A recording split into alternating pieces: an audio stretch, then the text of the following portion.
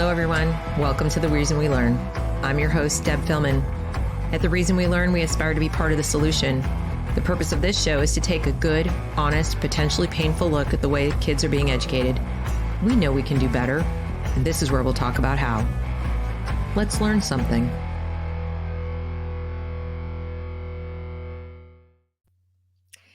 Good evening, everyone. Welcome to The Reason We Learn and tonight's very special Dissident Dispatch.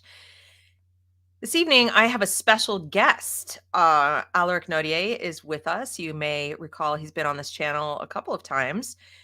He's a linguistics professor based in Korea, and I asked him to take a look at the video that we'll be going through today.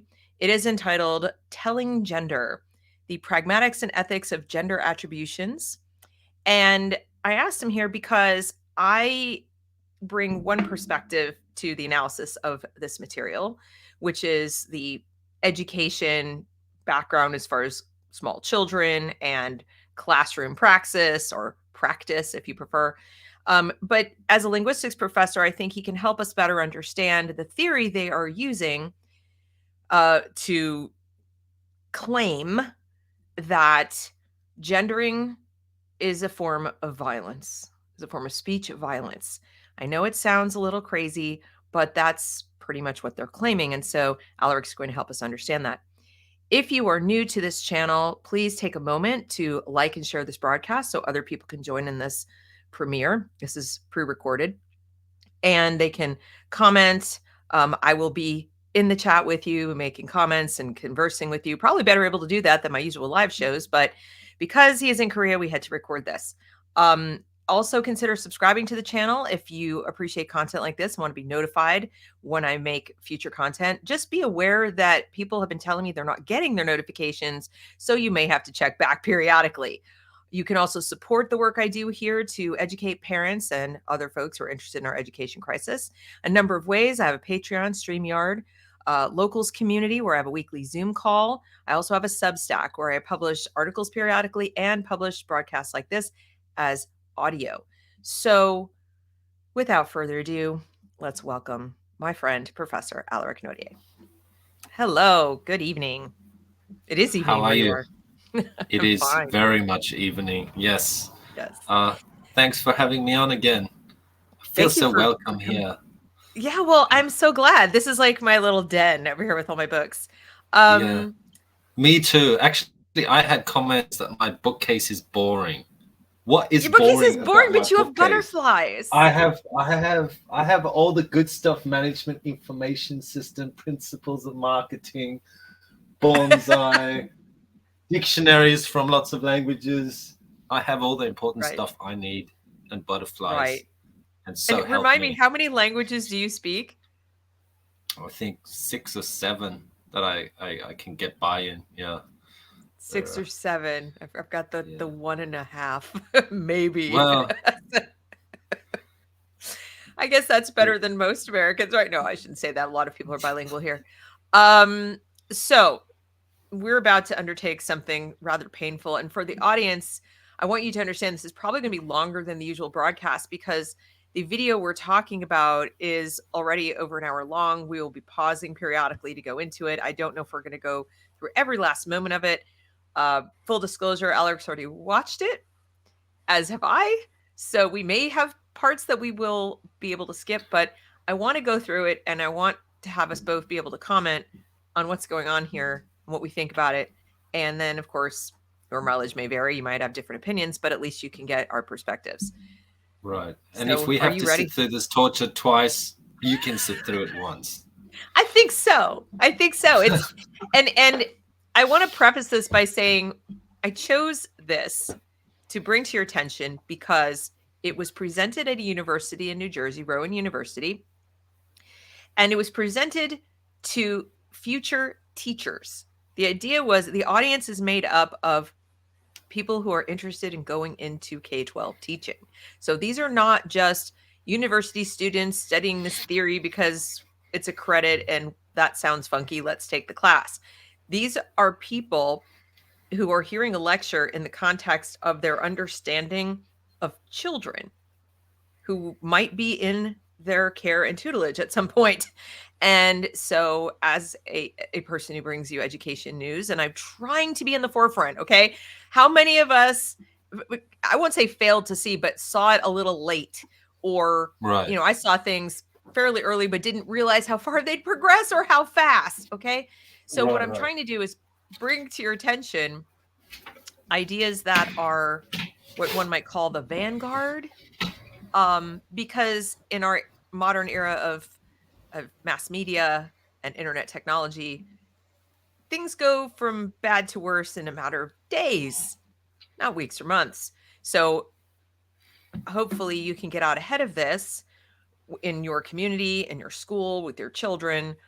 Make sure you have a clear understanding of what it is so that when someone explains to you why you are now guilty of a speech crime or proposes legislation that should, Not a speech crime, a hate crime now. right, a hate crime because of your speech, like they have in the UK, you will see it coming. You'll hear the coded language for it, and you can, vote accordingly or act accordingly or do whatever it is you have to do to get out from under that. So, you ready? You ready for this? Yeah, yeah, yeah. All right, let's do this. All right. So, we are moving over to this screen. And as you can see, this is Rowan, and this is CHSS, which I believe is Humanities and Social Sciences Department. Okay. That's kind of what it stands for. And I'm just going to begin now. Tell me when you would like me to pause, unless I do first. Okay. So if I see something and I want to Okay, comment on it, I'll pause. All right. Here we go. go for it.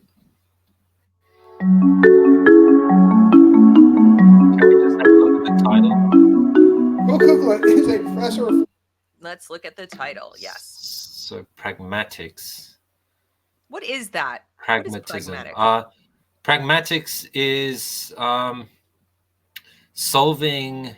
It's directly related to semantics. You can't really do the two without kind of blending into each other. And pragmatics basically deals with the context, how the context affects the meaning. So Okay. it's the context of semantics. Basically, you can't really understand them without each other. I Yeah. see. So Okay. it's more of how people perceive things to be rather than the actual semantics thereof, if that makes it easier to understand. Yeah. Got it. So there's a few different approaches to that. Yeah. Now, I'm glad you had us pause here because I'm stuck on the imagery. I'm stuck I on, saw this and I was like, who are we blowing up and why? I And why are know. they brightly colored? Well, we've got the blue and the pink, so I think it's reasonable to suppose they mean male and female. They're blowing them up. They're telling us essentially they want to destroy gender. That's the visual image I get. Is that we're blowing this up and we're blowing this up. Now, why one is in a field and one is in the forest? I mean, I don't understand that, but there you have it. I'm guessing this has something to do with gender reveal parties. I have no idea, but I don't know. it is a bit strange. And then I also notice that these people are professors at fairly esteemed universities, Georgetown University and Leibniz Universität Hanover. And so, these are not like online, buy a degree universities. These are pretty serious institutions, and yet here we have them. So I think that's important for people to understand that, in terms of capture. What do you Yeah, I think? mean, a lot of the online universities are less woke now because That's what I'm they saying. counter the the online universities catered to working professionals who don't have time for blah de blah Right. nonsense. So Yeah, but I think people get that backwards, and right, they say that, it because something is, "Oh, it's Georgetown. Oh, well," yeah, and oh, I think right, we need to temper that, impulse because it just does not align with reality anymore. Literally doesn't align with reality. All right, shall we continue? Let's keep going. My question is, when I was watching this whole thing, and I'm sorry to viewers that I'm being long-winded here, the word ethics. Oh, yes. What do we mean by the word ethics? Everything else in this part is assumed. It's just assumed that you know what ethics means. What ethics? Judeo-Christian ethics, Greek ethics, Chinese ethics? Right. What type of ethics are we talking about? Akkadian? Well, and Assyrian? not just that, but you also have philosophers. Every complete philosophy has ethics. Right. Ayn Rand had ethics. So, I mean, whose ethics? This is interesting because a lot of the things that they say are, well, that's just a social construct. This is also a social construct, what we consider to be good or bad. Right. And humans are terrible at determining what's good and bad. And but it's interesting in this video that they just talk about ethics as if it's assumed that we all know what they're talking about. But then they're teaching us that he and she used wrong is violence. Anyway, we'll continue on. That's an important point. I'm glad you said that because once upon a time, I hear this a lot and I see it on social media where someone will say, or I might even say that something is unethical. And people say, to your point, which ethics? And I will say, I'll pony up and I'll say Western Enlightenment Judeo-Christian, I'll kind of qualify it and box it in with Judeo-Christian ethics. And I'll further explain that, well, once upon a time in the United States of America, within my lifetime, that was the agreed upon set. That was the agreed upon, understanding of ethics upon which our laws were, our laws and our constitution, like everything. You cannot divorce the two. You can't say, oh, well, no, we have separation of church and state, so Judeo-Christian ethics don't count. It's like, that's just not true. Even if they were deists, our founders and the framers of the Constitution were operating within that framework. They weren't using Asian ethics. You can't separate the two out as much as you want to. No, you can't. Otherwise, it wouldn't be what it is. Correct. And so I continue because we have not said that the Constitution doesn't count anymore. We haven't officially overthrown the United States government. Nobody has, to my knowledge, even though it's been, tinkered with and trampled upon. It's still there. It's still allegedly the official, law of the land. And so I continue to evaluate whether something is ethical or not using that framework. And so I will go ahead and answer that question for people and say that I'm reasonably certain, having watched this, that's not what they're doing. No. Their understanding is not the Judeo-Christian set, because if were, men would be men and women would be women. Queer theory is designed to undermine the whole Judeo-Christian system. It's actually designed to undermine any traditional system, even Islam or plain Judaism. It doesn't matter. It's any kind of established norm. Yeah. And then to continue to do that ongoing. So in other words, it's not striving to create a new norm. It's never ending. The idea is, if something became the norm, we could end up right back at Puritanism with these same people. It is a Puritan system. It is, but they could just keep going and keep going and keep going and eating their own, and never ends. Right. It's regressive. It is a regressive system, unfortunately. Yeah. Anyway, so I just wanted to mention that because it's pretty interesting. The wording. We do have an ethical framework in the United States. Yeah. Philosophy and a senior research scholar at the Kennedy Institute of Ethics at Georgetown University, where they are also the director of the program in disability studies. They are also, there's going to be lots of alsos here. I want to call attention to the fact that he's speaking about one person, even though there are two lecturers. He's saying they, and it took me until he announced the second person to understand that he was speaking about the one person, because they were talking over the music at first and then hear Quill Kukla. So he's speaking about Quill Kukla, whom you'll meet. And the giggling about there's going to be lots of alsos, like that's not weird, is is strange. Why so many titles? Anyway, just something I noticed. Currently a master's student in urban and regional planning at Georgetown. They are the editor-in-chief of the Kennedy Institute of Ethics Journal and former editor of Public Affairs Quarterly for 2021 to 2023. They are also a Humboldt Research Scholar at Leibniz Universität in Hanover. Their main areas of research are social epistemology, bioethics, philosophy of science, especially geography and medicine, philosophy of language, and anti-oppression philosophy. What's that? I'm sorry, what? Sorry, what? I hate these long spiels. This is why I say when I get introduced, please just go read my bio, and that should be enough. I'm just me. Oh my goodness. Oppression studies. You're studying how to oppress people. It sounds like. Well, and how many of these things? How many of these things? He's reading a resume. He's not reading a bio. I mean, it's got to like from this year to this year, this person did this, and like, okay.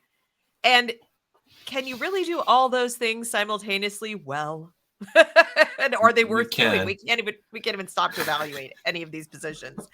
Oppression studies. All right. Let's continue. In addition to City Living, or How Urban Spaces and Urban Dwellers Make One Another, which is their most recent book. I'm sorry, no. Urban dwellers don't make one another. No. These people don't believe in free will, it seems. You live somewhere and all the other people They do make one another. There's a little factory and they pop out neighbors. Yeah. Oxford University Press in the box of parts.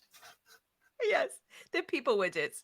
21. They are the author with Mark Lance of Yo and Lo, The Pragmatic Topography of the Space of Reasons, Harvard University Press, 2009, and Mass Hysteria, Medicine, Culture, and Mother's Bodies, Rowman and Littlefield, 2004. Wait, I'm sorry, what? Wait, Mother's Bodies, that's not very woke though anymore. What's a mother? We can't say mothers. It's now what's the term, the proper term now? I don't know. Uterus haver or something degrading like that. Yes, uterus owner. That's owner. Wow, you own that uterus. Yeah. I own my whole body. Thank you very much. But mass hysteria. Yeah. Kind of wonder what angle is.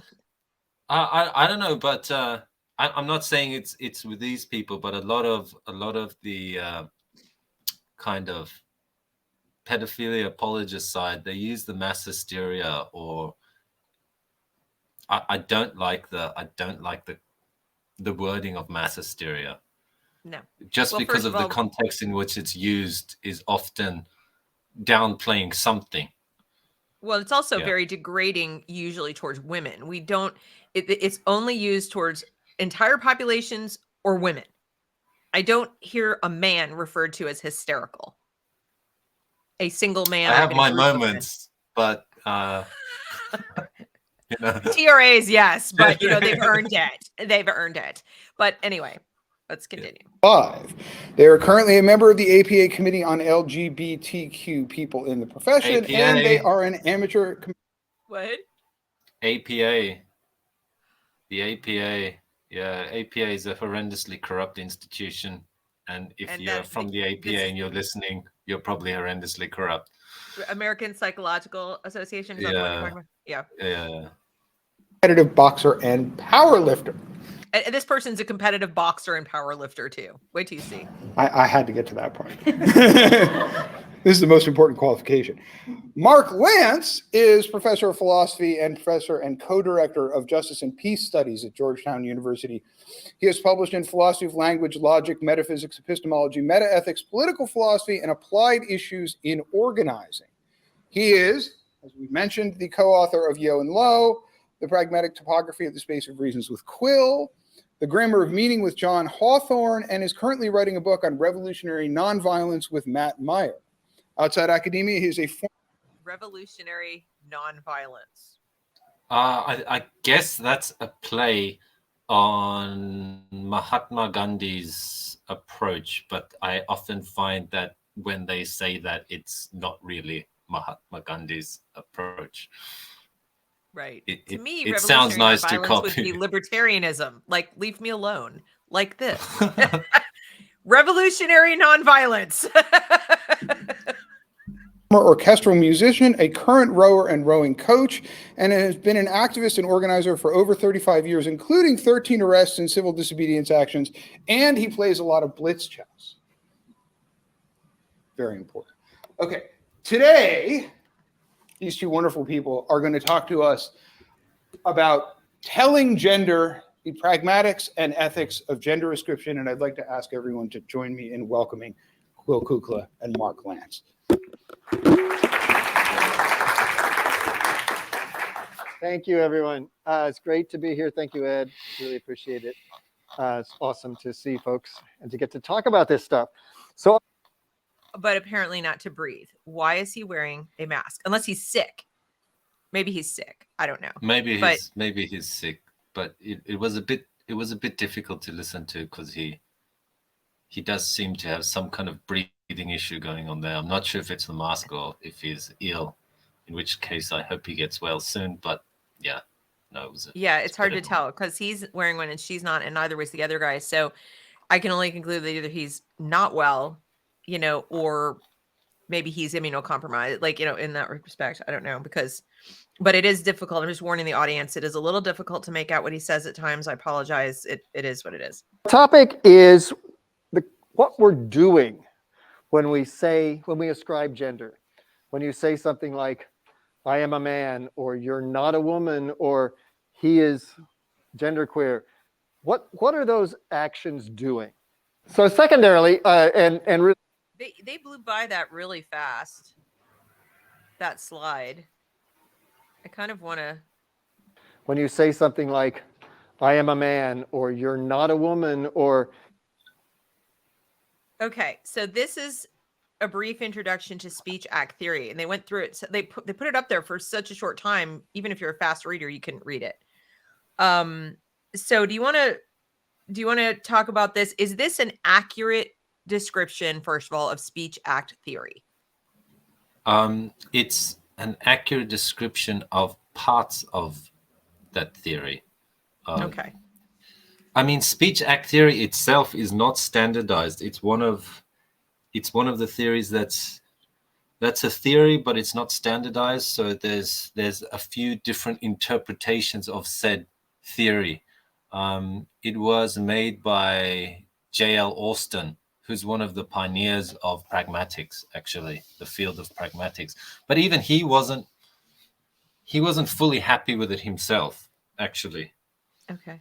So, I mean, it is usable. I just find it interesting that it is the specific one chosen to be used here, because the other models probably won't lean so much toward being kind of manipulated in this sense. Yeah. Interesting. Harder to come to these conclusions. Yeah. So they're saying that speech acts do things. They don't just describe things. They have concrete material effects. They reshape social norms. They have authority conditions, all this. They have concrete material effects is true, but the reshaping of social norms is not a necessity. If they behave within a social norm, there's no reshaping that takes place, and it doesn't necessarily impact on a social norm. So I don't know if that is a correct way of interpreting it. They have authority. What's it? I can't read. The writing is too small. It says they have authority conditions. They can only be performed by people with the right social standing. Right, which is extremely vague. Right. They give some examples as we go in, but even then I found myself arguing with their examples, because at no point in time, even, unless you're literally talking about, let's say, a police officer ordering you down on the ground or something, or to drop a weapon or whatever, at no point in time are you quite literally forced by somebody's superior social standing to do with what they say or to, Right. any of that. They tended to interpret, as we'll see, the the social hierarchies to be somewhat extremely, let's say, rigid and extremely more police-like you said, like open the window. A professor asks you to open the window. You can refuse that. I mean, it's not as if a professor's authority, it's better for you to do it, but there's no real implication for not doing it. Well, the other irony of all of this that I'd like to point out to the audience is that by using this particular iteration of speech act theory and taking this literal, almost police state-like, rigid definition of social hierarchies, they are hypocrites. They're ignoring the implications of the hierarchy of teacher to minor child in a classroom, or even adult to minor child, introducing concepts that are beyond the child's cognitive ability. Yeah, so we're not just if we have a look, they're going to bring that out more later, and I just want to alert people to it, because right, that's really important to listen for. So pay attention, because there's some clear contradictions even within the same sentence later on. Yeah. All right, let's continue. Sorry. Sorry, no. And what's the next one? Sorry. So then the next one is for speech acts other than declarative assertions. The appropriateness of a speech act is not about its truth, but about the entitlement of its performer and the ethics of its performance. Sounds a whole lot like but you're not really allowed to say whatever you want to say. The original speech act, I don't think there's any appropriateness of speech acts. Oh, hang on, what's it? Entitlement of its performer. I don't recall any of that. Yeah. Nor the appropriateness of the speech act. It's more just dealing with the hierarchy. This seems to be something that they've added in. There's basically 2 points in the speech act theory, which is that the truth is not evaluatable from the context, so it's neither true nor false, which is actually difficult to find in real life, because something can be both true and false at the same time, or it could be true for that individual's interpretation and false for someone else. So that's one of the problems with speech act theory. And the other one is that uttering performs an action rather than just describing the action. Right. So those are the 2 points. That's a dangerous road to go down. That's where you get things like, hate crimes where you're punished for simply speaking. And it doesn't do anything. It's not incitement. Incitement is already pushing the envelope in the sense that you really have to demonstrate that the speech led to an action. But once you make the speech itself performative, like that was an action, I don't even want to think about what comes next. All right, let's continue. He is. So there's gender. Sorry, those two, that sentence. I mean, this general feeling is what you get from the speech act theory, but there are some interpretations obviously here that the authors have decided to make for themselves. Yeah. Right. Okay. What are those actions doing? So secondarily, and really the main topic after we talk about what we're doing when we do these things, is the question of why it matters. Why is there an issue, for example, in what pronouns you use for someone? And there's a couple sort of... Okay, pause here again, because they do the same thing with the slide. It's like it's there and not there. So gender ascriptions don't primarily describe reality. Rather, they alter and reorganize social space. They insert people into social norms by recognizing norms as appropriately applied. Analogy, you are my friend. You are a woman. Okay, these are, I guess, are examples.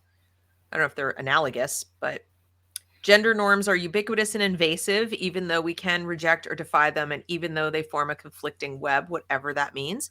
And gender ascriptions as socially potent speech. The first sentence is funny. They don't primarily describe reality. They had to insert primarily. Yeah, but they're admitting that it doesn't describe reality. I think that's pretty funny. But they think that they're the good guys for saying so. Yeah, but it's pretty funny. We're doing this. It's not based on reality, but Right. we're doing it. I find it funny that they admitted it, because usually they don't see, even I admit think that. listening to them, I think they mean that they don't describe reality not because reality isn't reality, but because you can't know reality. The postmodernist argument, you can't know what reality is because that person has to tell you. The But person you're describing or ascribing the gender to is the only one who knows that reality. You can't know it. Here's the problem with semantics and decoding and encoding. The decoding and the encoding is not always necessarily the same. So Right. I find it like an admission of guilt rather than... Well, everything they say is a confession. It's just that what you and I take from it is, thank you for admitting it, that you're not describing reality, right? That's what it says. I genuinely believe they mean it to say you can't know reality. Well, that is the postmodernist argument. Yeah. You can't know it until the perceiver tells you what it is from their perception. And of course, they're right and you're wrong. You don't live in a reality that includes them as a man or a woman because you can see them with your eyes and so forth and so on, and scientific reality exists. No reality exists but that which they claim exists in their world. You wonder if they even exist. Like, what if we suddenly started treating them as if they weren't there at all? Then in my reality, you don't exist. Bye. I don't see you. I've seen actually someone ask this on a video, and they interviewed people. If in my reality you don't exist, do you exist? And people were like, "No, I don't. I guess I don't." I know. It's getting that cuckoo. All right, let's continue. Standard answers to that question. One is that pronouns, descriptions, whatever can either describe people accurately or inaccurately, and truth is important. So they're important. Thank you. Second one is that people's feelings are hurt, or they're bothered, or disrespect. So what? Did you get that? He said truth is important, but he doesn't mean the truth. He means the person who is being described's truth. Yeah, I'm going to refuse to believe it that way and just continue my own understanding. I know, same. Okay, same. Now he's talking about people's feelings. When they're referred to differently than they are.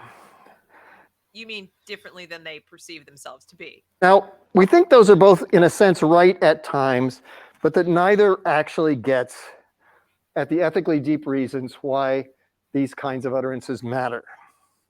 Rather, gender descriptions function to organize social space. He's distilling it down to that's the only reason that the gender descriptions exist, is to organize social space. Not for communications effectiveness or anything, and not for describing reality and pursuing truth, just to organize social space. Everything's about organization with these people. But organization is often a byproduct of other surrounding variables. Right.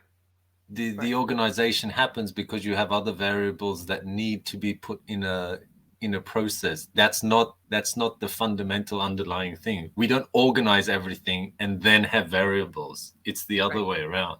Right.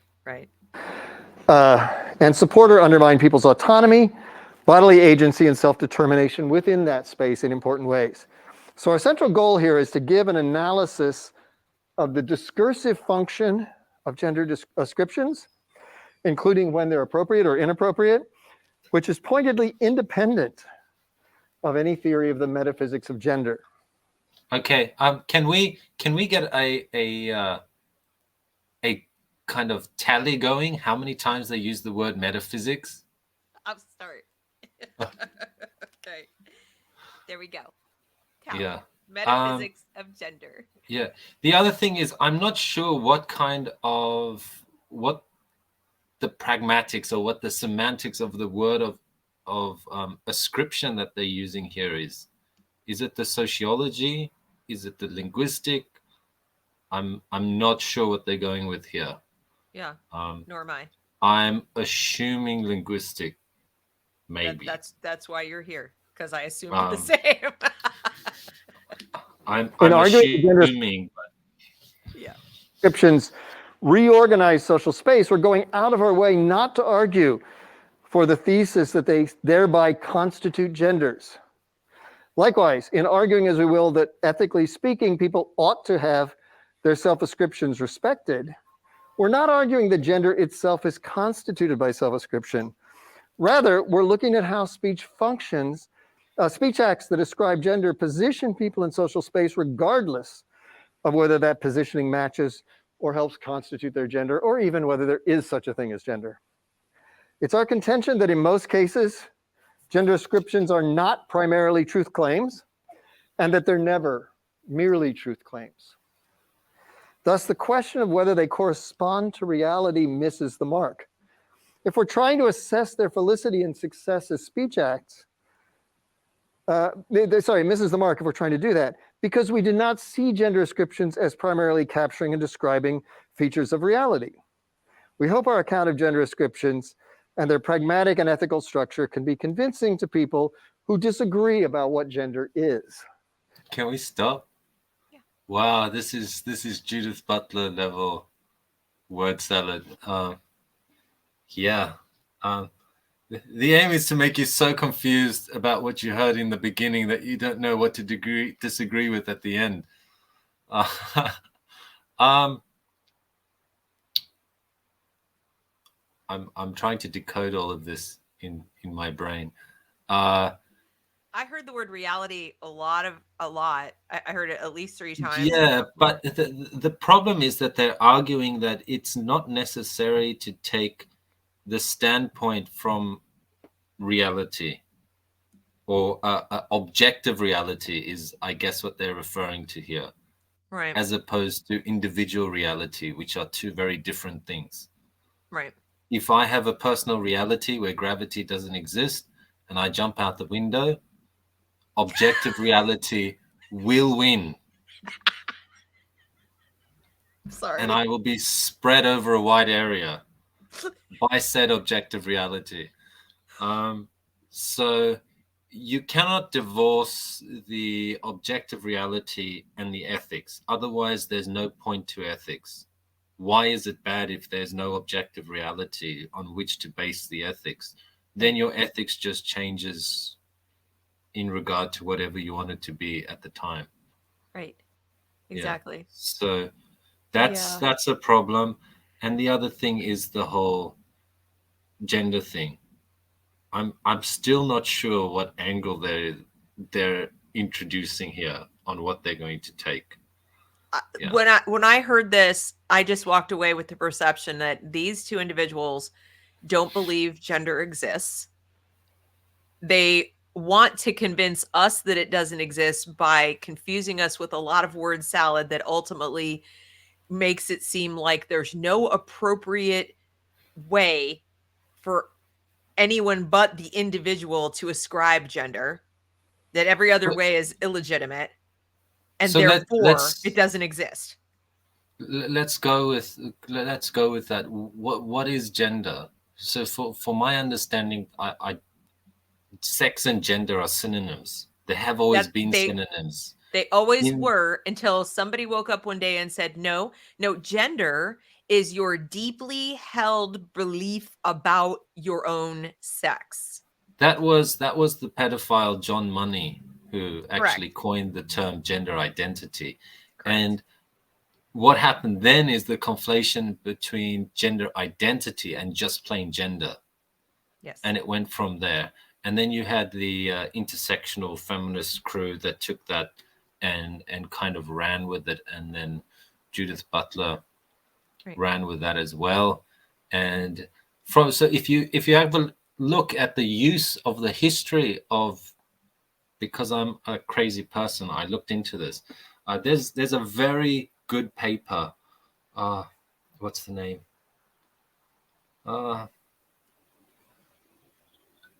My brain isn't what it used to be.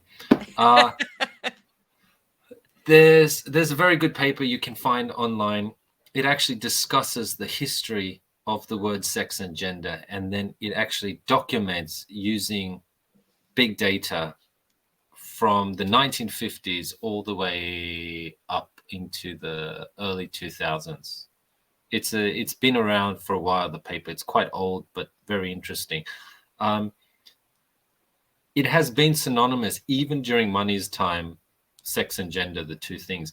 They actually used to write gender on legal documents because they didn't want to write the word sex because it had the idea of copulation or procreation or something like that. So it was considered to be more polite to use the term gender instead. But at no point was it that this person identifies as something. It was a marker of their sex. So that's that only really started to change in the late 80s, late 70s, early 80s, when we see a slight uptick, and then it dies down, and then in the 90s it gets carried away, and from there it's just skyrocketing use.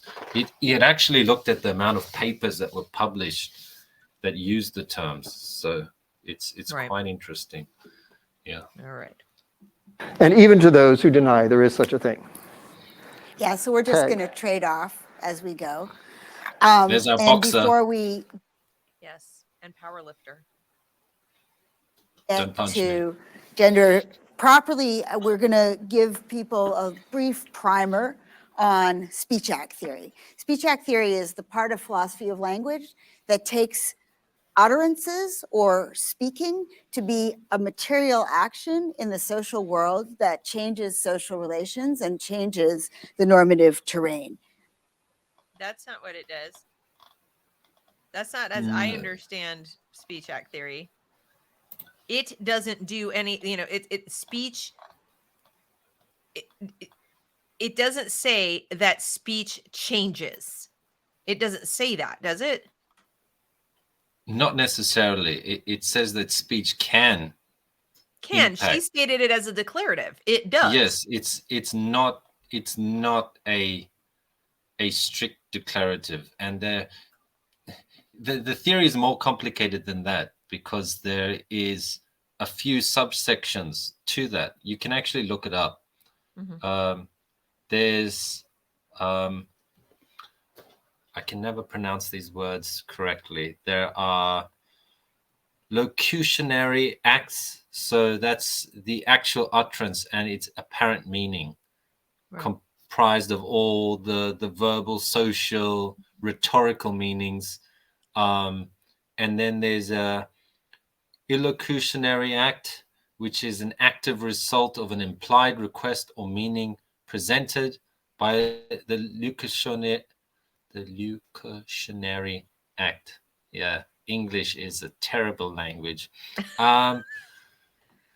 And so basically that's implied, and sometimes it's not fully implied. Like I might just look at you and say window and give you the eye roll, and it's assumed you would then understand it means open the window. So that's a kind of or look out the window or do something, but the idea is there are things we can say, and there's an understanding that the person we're speaking to at that time was going to take all of it in and infer and there's usually some kind of context there for that person to understand. Otherwise that single word doesn't really have any meaning. And then it can also be something like, do we have sugar? When you're making a cup of tea or a cup of coffee, then obviously that person is asking you for sugar. Instead of saying, please give me the sugar, old chap, they're saying, where is the sugar, or do we have any? So that's and they're not just asking for information purposes either. They would to have some. There's like a So I mean, I guess my point is when I hear her say this, the point is here that they're assuming that this is a hierarchy division, which is not always the case. I mean, we could just be friends and I could just be asking where the sugar is. So I don't think it's accurate to put the twist on it that they are doing. But don't you feel like professors and even students at this point in the academy are so caught up in this postmodern way of critical thinking that they look at everything they study through the lens of power and privilege, hierarchical relationships, who is on top, who's on the bottom. They don't seem, which is ironically not very critical thinking. No, it's but when I say critical, I put it in the quotes because I mean critical theory. They're applying critical theory to every other theory. So even if we have speech act theory, they're taking it and they're applying critical theory to it and saying, where's the power? Where's the privilege? What's the hierarchy? And now we're going to look at language. We're going to look at speech through that lens. There's nothing they touch that I can see that they don't do this with. I've yet to find anything. It's much easier. It's much easier to do it that way. Doing the critical theory approach is very easy because it cuts your variables down to 4 things. No, 4 things. Or 2 things. Yeah. Right? So in social science, this is why social science is not taken seriously anymore. I'm a social scientist. It makes me very sad. I'm the crazy person. I'm considered crazy when I look at something and I say, we have about 20 variables here and they're all interacting. And they're like, nah, let's make it 2. But yeah, that's not the whole image then. Well, you're in good company because you're right there with Thomas Sowell. So, you've got some really, brilliant people and you're in the same boat with them. And the problem is you're out in the middle of the ocean and you just ran out of water and you have 1 oar. Yeah. These people took it. Yeah, it's. I'm considering drinking the salt water, but I know it will happen. Yeah. They're very, but that's what I hear. It's all about power. It's easier to teach it because it doesn't take really any brain power. Yeah. It's not about where is the power and the privilege, it's not is there, it's where is it. Right. So that you go look for something, you'll find it. You look for something that specific and you allow anything to be it and you'll find it. Yeah. And if you get paid a lot of money to find it, you'll definitely make a plan. Yes, exactly. So often philosophers have traditionally written about language as if its basic function is just to convey information, to say what's true and false about the world. So they tend to focus on what are called declarative assertions. That would be traditional grammar, which is very old. We're talking about medieval start of linguistics, not so much modern linguistics. That's another thing I've noticed that they do. And even I was reading a document yesterday from the United States Department of Justice and the Department of Education. And they were talking about civil rights, the Office of Civil Rights as it pertains to the harassment and, abuse of LGBT students, let's say in schools. And the scenarios they give to illustrate their point, like when it would be time to involve the federal government, when they thought it would come into their purview. We're so backwards. I felt like, what century are we in with some of them? I really couldn't envision many of them taking place. And that's one example, but they do that a lot. They believe that the world is still like that. They believe the Western world is still like that. And I have a surprise for you. You should travel to some Middle Eastern places and then you can find out how well you have things. Yeah, exactly. They talk about the racism and it's like, what are you talking about? Half my street are black families and we all get along. Like just doesn't happen. What you're talking about is not real. And they live in kind of like a weird movie from the 1930s or something. All right. Things like Paris is the capital of France that just stayed a fact, right? And a key to the pragmatic function of claims like that is that the standard for assessing whether they're successful or not is whether they're true or false. But then in the middle of the 20th century, philosophers like Wittgenstein and Austin came along, and they started an alternative tradition in philosophy of language. That's not what they did. Is that what they did? Would you say they started an alternative tradition? You can say it's alternative in that it revolutionized things, I guess. I mean, they were just building on what was already there and saying, okay, some of these parts are missing. Let's try and make a more efficient system. Yeah. I mean, traditional linguistics and things like grammar, translation, these things, they were extremely good and extremely revolutionary. I mean, that's what gives us a lot of the culture we have today. For example, like Bible translation or translation of ancient manuscripts. That's all possible because 500-600 years ago, some bored monk created systems with a group of his buddy that allowed them to, you know, decode these ancient languages.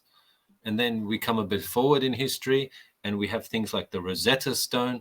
This is all using these that we cracked ancient languages. These are not amazing new modern techniques. Those are the old techniques. So Wittgenstein, I say Wittgenstein, not Wittgenstein. I say it properly. Wittgenstein.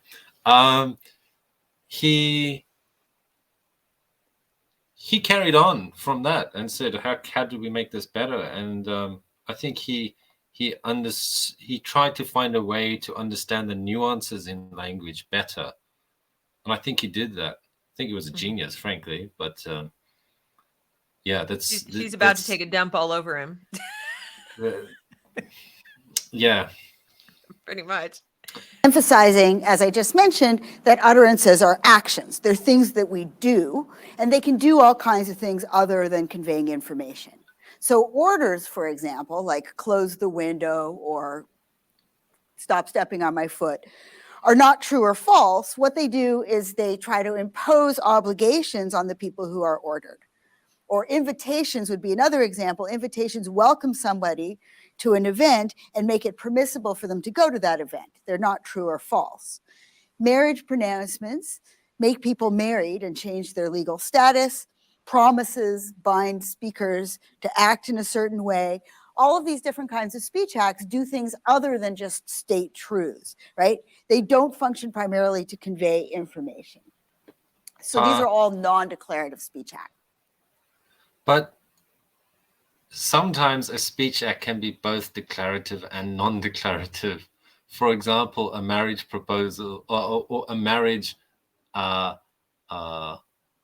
what she said now. Declaration. Yeah. Declaration. Yeah. Why do I not have the English language? I think they call it a pronouncement. Yes, the English language is not working well with me today. Sorry to people watching. There's too many languages in this head. I've been speaking Korean all day, so it's just my brain is on another length. The action makes it true, but also the fact that the utterance is legally required for that to be recognized. So the utterance makes it a reality, both at the same time. So we can say that it's both, not necessarily one or the other. And in countries where there is no legal contract, that is the legal contract. Like some African countries or some Asian countries, there's no official registration system. So that makes the reality. I don't think that's the best example of this. Right. Because something can both be true and assumed to be true or assumed not to be true at the same time. Right. I want you to notice a few features of these non-declarative speech acts.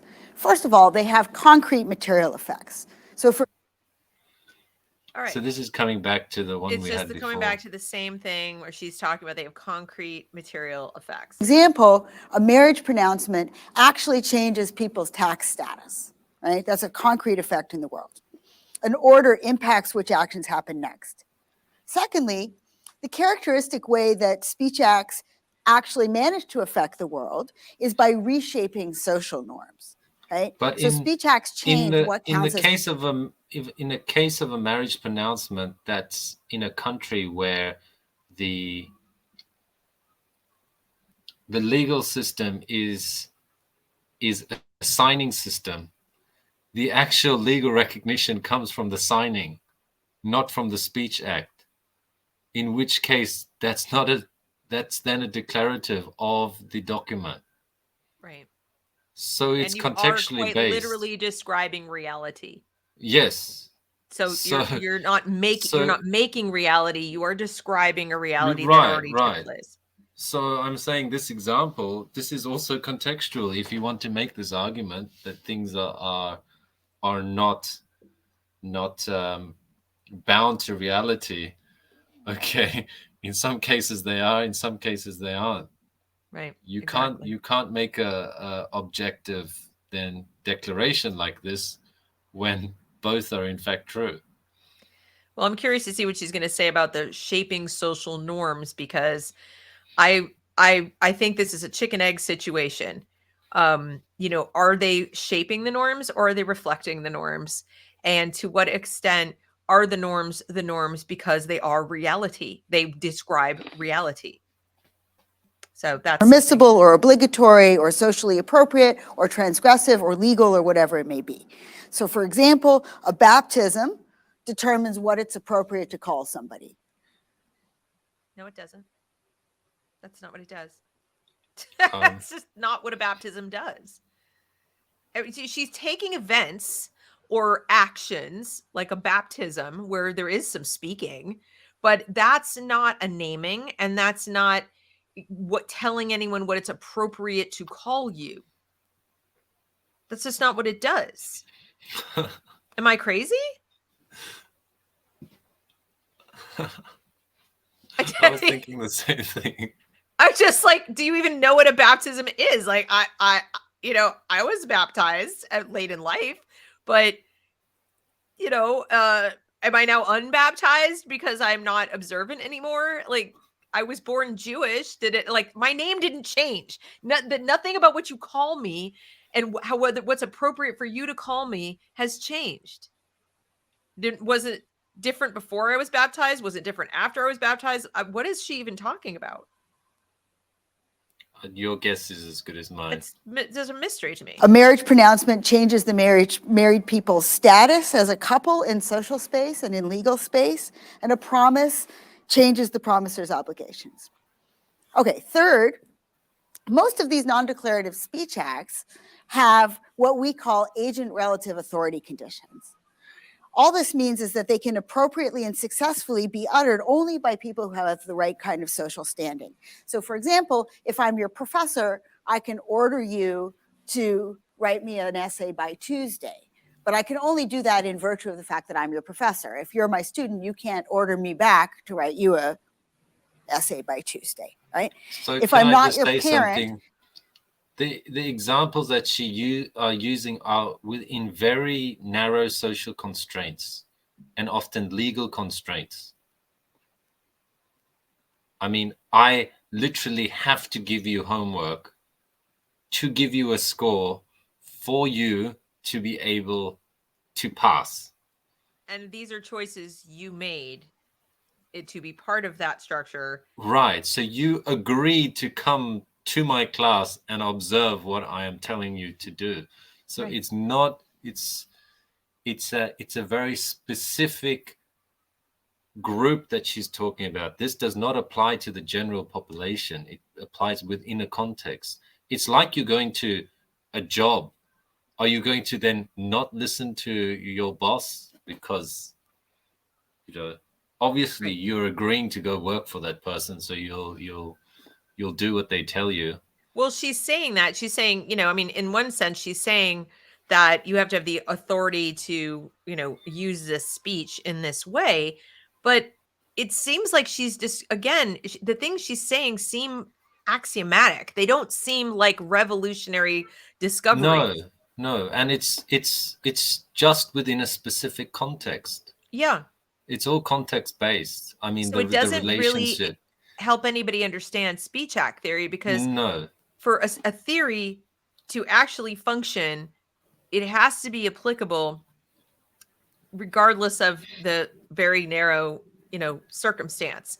And so I feel like she's doing to speech act theory what they did to critical race theory. Although critical race theory didn't even start off with as much legitimacy. I'm just saying that, we'll take something that's supposed to be in this yeah, narrow no, realm of the law. it's done often. Yeah. I don't have the authority to name you. So I can't run down the hall of a maternity ward screaming names at babies and succeed in naming them in that way, right? This is our favorite Sorry, example. I work Of all that example examples into about every talk. anything. Why? She works at I work But that you example might into be every talk. successful because someone might hear a name they like and call their kid that. So Yeah, but I don't have the authority to do it. It's like, okay, super. Guess what? Teachers don't have the authority to tell a child they're not the gender that was on the birth certificate either. I wanted to say that, but they use the opposite argument later on. Yeah. Okay. In fact, it's going to show up twice today. So if you try to utter one of these speech acts like naming or ordering without the right kind of authority, that's going to be what's called a misfire, which is to say not only is the speech act going to be unsuccessful in actually shifting social space in the way characteristic of that type of speech act, but it's going to fail to be intelligible as an attempted intervention, right? Just if a student says to a professor, write me an essay by Tuesday, it doesn't really mean anything. So descriptive statements of fact are But it does distinctive mean in that something. anyone can make. It still means something. So this is not correct. It means something. I'm just not going to do it. Right. It's not blah, blah, blah, blah. Yeah, it's meaning. intelligible. It's still intelligible. They're saying it's not intelligible. It is. I understand. It's just I'm not going to do it. Or Right. I think you're making a joke. That's what a lot of jokes are. Or sarcasm. Yes. Right. Exactly. You don't need any special kind of authority to make them, but this is not the norm for speech acts. Fourth and finally, for all these speech acts that aren't declaratives, figuring out whether they've been uttered appropriately isn't about assessing whether they're true or false, right? Their appropriateness, like if you ask if an order is appropriate, you don't ask, well, was it a true order? What do you ask instead? Well, you ask two questions: whether it was performed with the proper authority, and whether social space should ethically and practically be organized in the way that it organizes it. In other words, whether an order or promise or a marriage pronouncement is appropriate is a combination of a question about whether it's performed with the proper entitlement so that it can have any effect at all, and another question about the ethics of performing it, not its truth, but its ethics. So an order can be entitled or unentitled. The obligations generated by that order might be ethical or unethical, right? But the order can't be true or false. Now, it's important also for our purposes that, as Austin, who's one of the fathers of speech act theory, pointed out, some speech acts have the grammar on the surface of a declarative assertion, but they don't actually serve to describe or state a fact, and they're not true or false. Rather, what they do is institute a social state of affairs. So if the chair of a meeting says, this meeting is adjourned, that has the grammar of a declarative statement, but what's actually happening is that the chair is adjourning the meeting with that statement, right? They're not describing that it's adjourned. Aren't they, though? I mean, they're doing both. They're doing both. I think there's a bit of confusion over Austin's interpretation and then Searle's interpretation, who then went on to try and refine the theory more, and there's some differences in the way it's assumed from there. The problem with the argument and the problem with the marriage example here is seeing as they're not giving context, I can use multiple contexts. So, for example, if we're talking about a Western setting, all right, the woman would have to agree to marry the person, and then B actually marry the person for it to be ethical. But there's plenty of places where none of that could happen and it could still be considered ethical and by entitlement. Like lots of places, the father could arrange the wedding, or the mother could arrange the wedding, and then they are entitled to do so. And they're placing that burden, I should say, or that requirement on their daughter is also considered ethical within the environment. So are we then arguing that that's an ethical approach from a Western perspective? They're completely divorcing themselves from the context of the reality in which they are standing and speaking in this moment. So I that's why, it's just one of the higher ironies of this entire presentation is nothing she's saying would be, would apply the same way in, as you point out, other parts of the world. The ethics would change, everything would change. And, there's not an objective reality in which what she's saying is always correct, I guess. Right, which is the problem with these arguments, that they base themselves on fighting an objective reality, which is often an objective reality only within certain spaces. If we're talking about a social objective reality rather than the objective reality. Right. And then they want to fight the objective reality, but which doesn't make sense. From within that space. Yeah, it's crazy. Or if I say, I bet you $5, again, what I'm doing with those words is making the bet, not describing a fact, right? That's true is an inappropriate response to either of those speech acts. And even an utterance like, it's really hot in here, in context, might actually be serving as an order or request to go turn up the AC or to open the window or something, right? Okay, yeah, I'll turn it back over to Mark and we'll get back to gender. All right. So as you might guess, we're going to say some of this stuff about gender. So we'll start with an analogy. If I call you my friend, I'm seeking to establish a social status between us. I'm not telling you about some empirical properties we have or giving you a statistical list of what we've done together, but rather I'm letting you know how I treat you and how I expect you to treat me. There's no strict set of necessary and sufficient conditions for how friends should treat one another any more than there are such conditions for behaving like a man. But in calling you my friend, I am... You just said that there's no strict conditions, but that you are describing how you want to be treated. That's right. There's also another party here who can say, no, you're not. It's friendship is by its very nature a give and take. It's not, you don't just get to call someone your friend because you want that. They're not a puppy. And, so by implication, that person has already agreed to that status and you are, describing the relationship between the two of you. You're saying some of that stuff as well, I suppose, but you're not saying it from scratch. To their point earlier, you have to have the authority to say that. You don't just walk up to somebody and say that. So that's where it's true. You have to have the authority to say that. But there's a mutuality there. There's no expectation. If I say you're a woman as observable fact, like I'm looking at your physiology and I'm seeing all the markers of a female, not long hair and high heels and makeup, but, other factors that you could identify, or let's say it was a doctor looking at the actual naked person, right? That's not the same thing. It's not assumed that you have to agree like it is with a friend. Right. I don't even see how this is the same. Posing that we occupy a certain relational status. And if you say back to me, no, I'm not your friend, you're not disputing with me. Like if I said this is made of aluminum and you said, no, it's plastic. If I say you're my friend and you say, no, I'm not your friend, you're rejecting my proposal. You're refusing to ratify our entering into that relationship together. And if I come back and start citing facts about me or you to try to convince you that you're empirically wrong, I've missed the point of how language functions. Okay, but again, not analogous. No.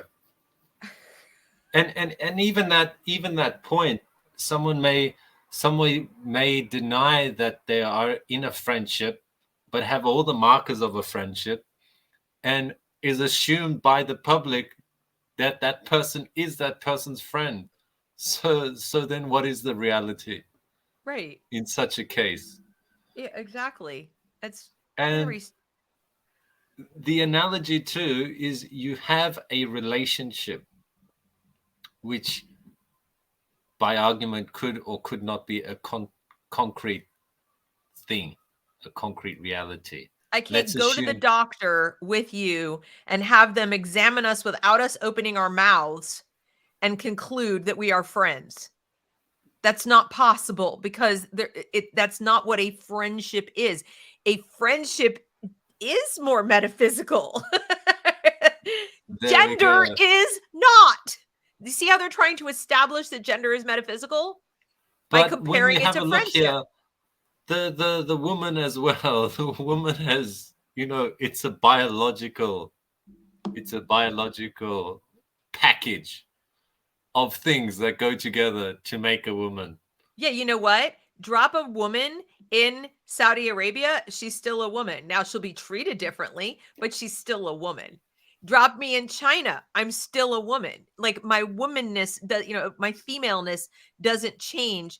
Even if I had to change everything about how I display it to the world or express it to the world in order to fit into the social norms, it doesn't change that I am, in fact, a female, a woman. All right. Friendship, on the other hand, isn't like that. I mean, it's more like that than like, other things that you have, but it's still not objectively observable by the outside world without a declaration. Right. If they dig up my bones someday in an archaeological dig, they're not going to say we have no idea what this would. I don't know. It's bones. Don't know what it was, but it's bones because they're not around. They're not around to tell us what they were. So we can't possibly know. It's a mystery. Unless they're aliens and they really don't know what we are. Yes, if they're aliens digging up the bones, they wouldn't even necessarily know they're bones.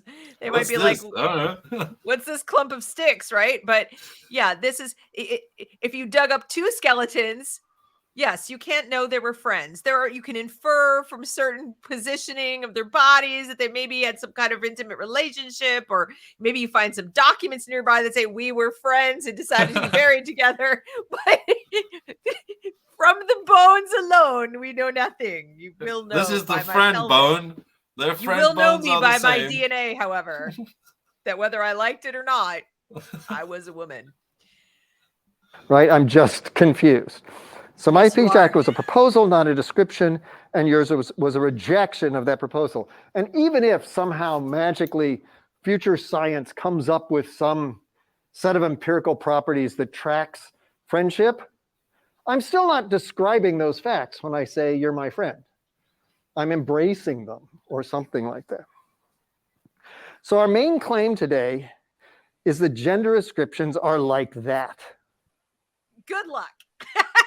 That's okay. I just want everyone in the audience to hear our main claim today is that gender ascriptions are like saying to somebody, you're my friend, and needing the same level of agreement or approval from the person whose gender you are describing. If this is so, you can never again give a description, a witness statement to the police after witnessing a crime, because you will not have had the approval, the ascension of the person, the suspect you're describing.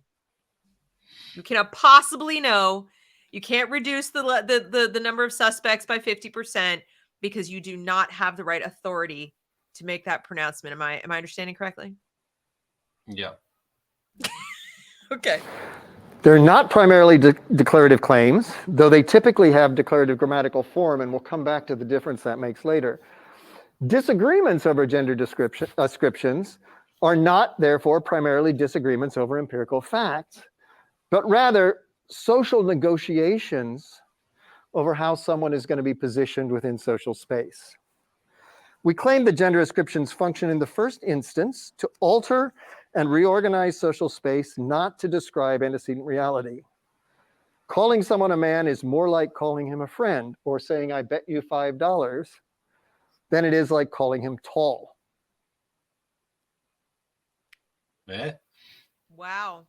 ¿Por Wow, qué? that's bold. That's bold.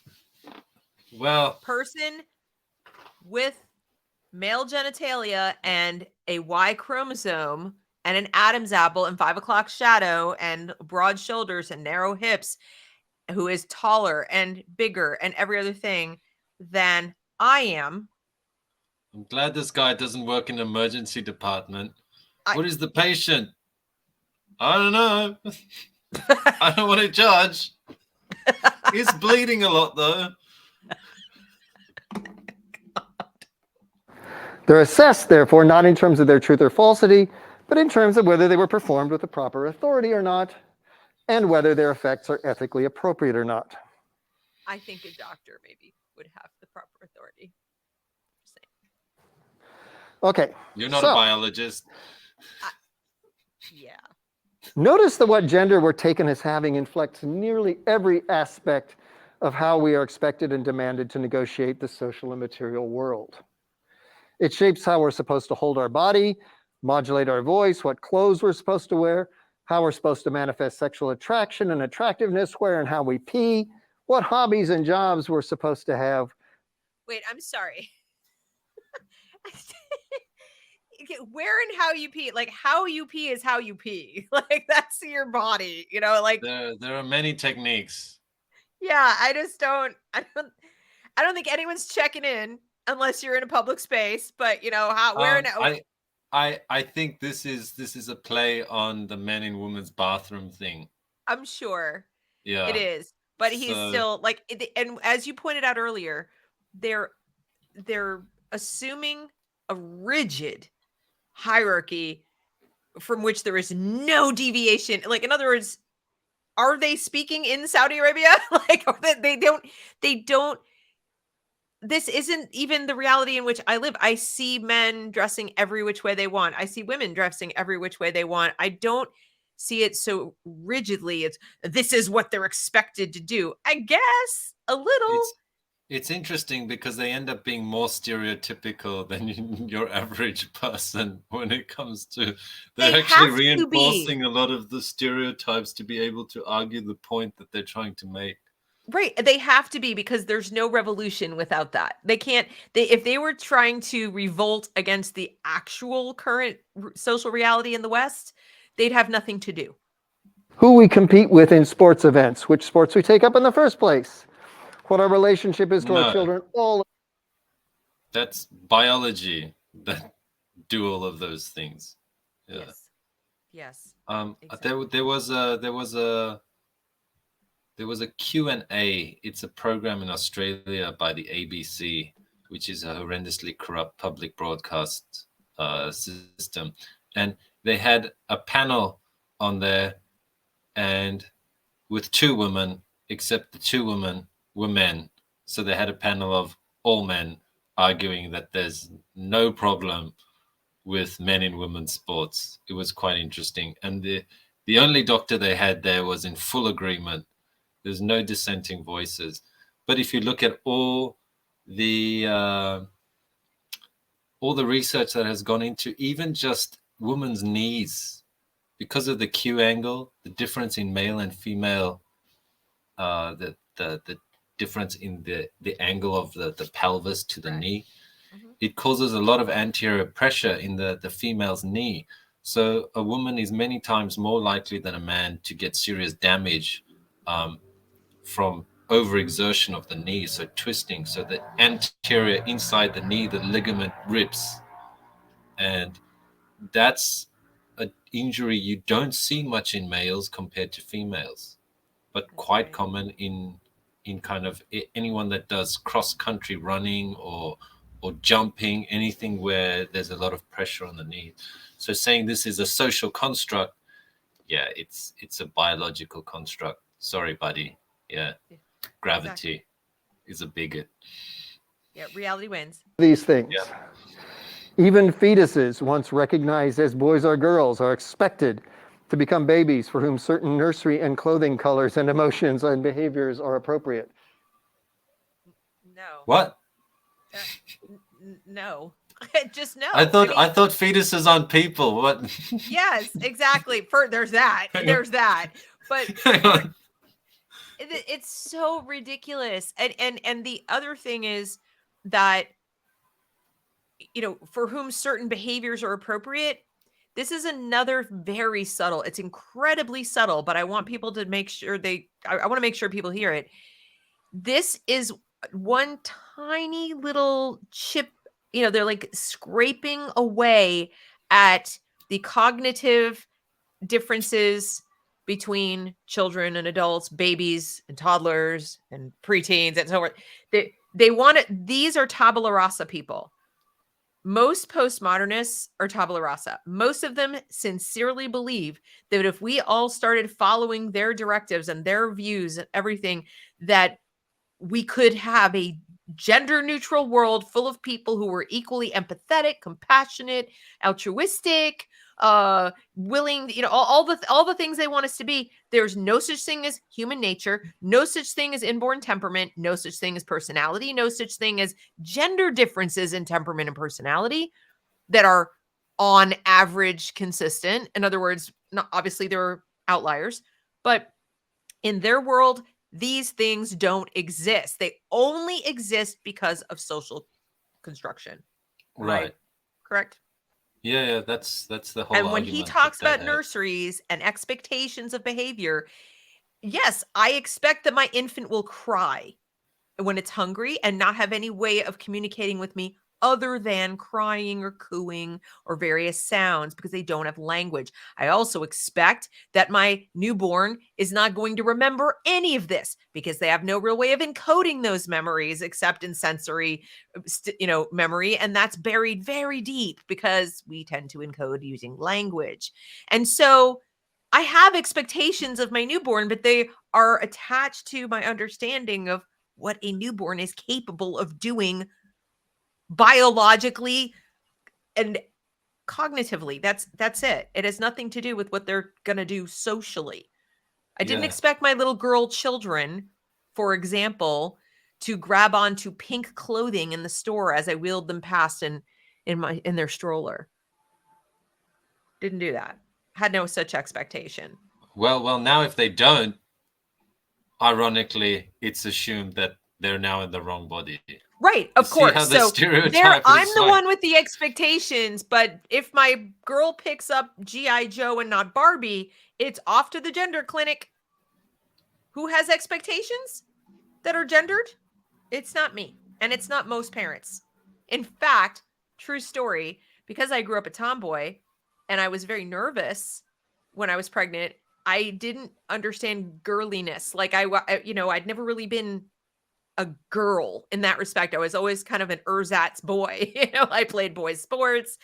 All my friends were boys for a long period of time. I wore my hair short. I tried to be tough. I played with G.I. Joe. I hated Barbie, all that kind of stuff.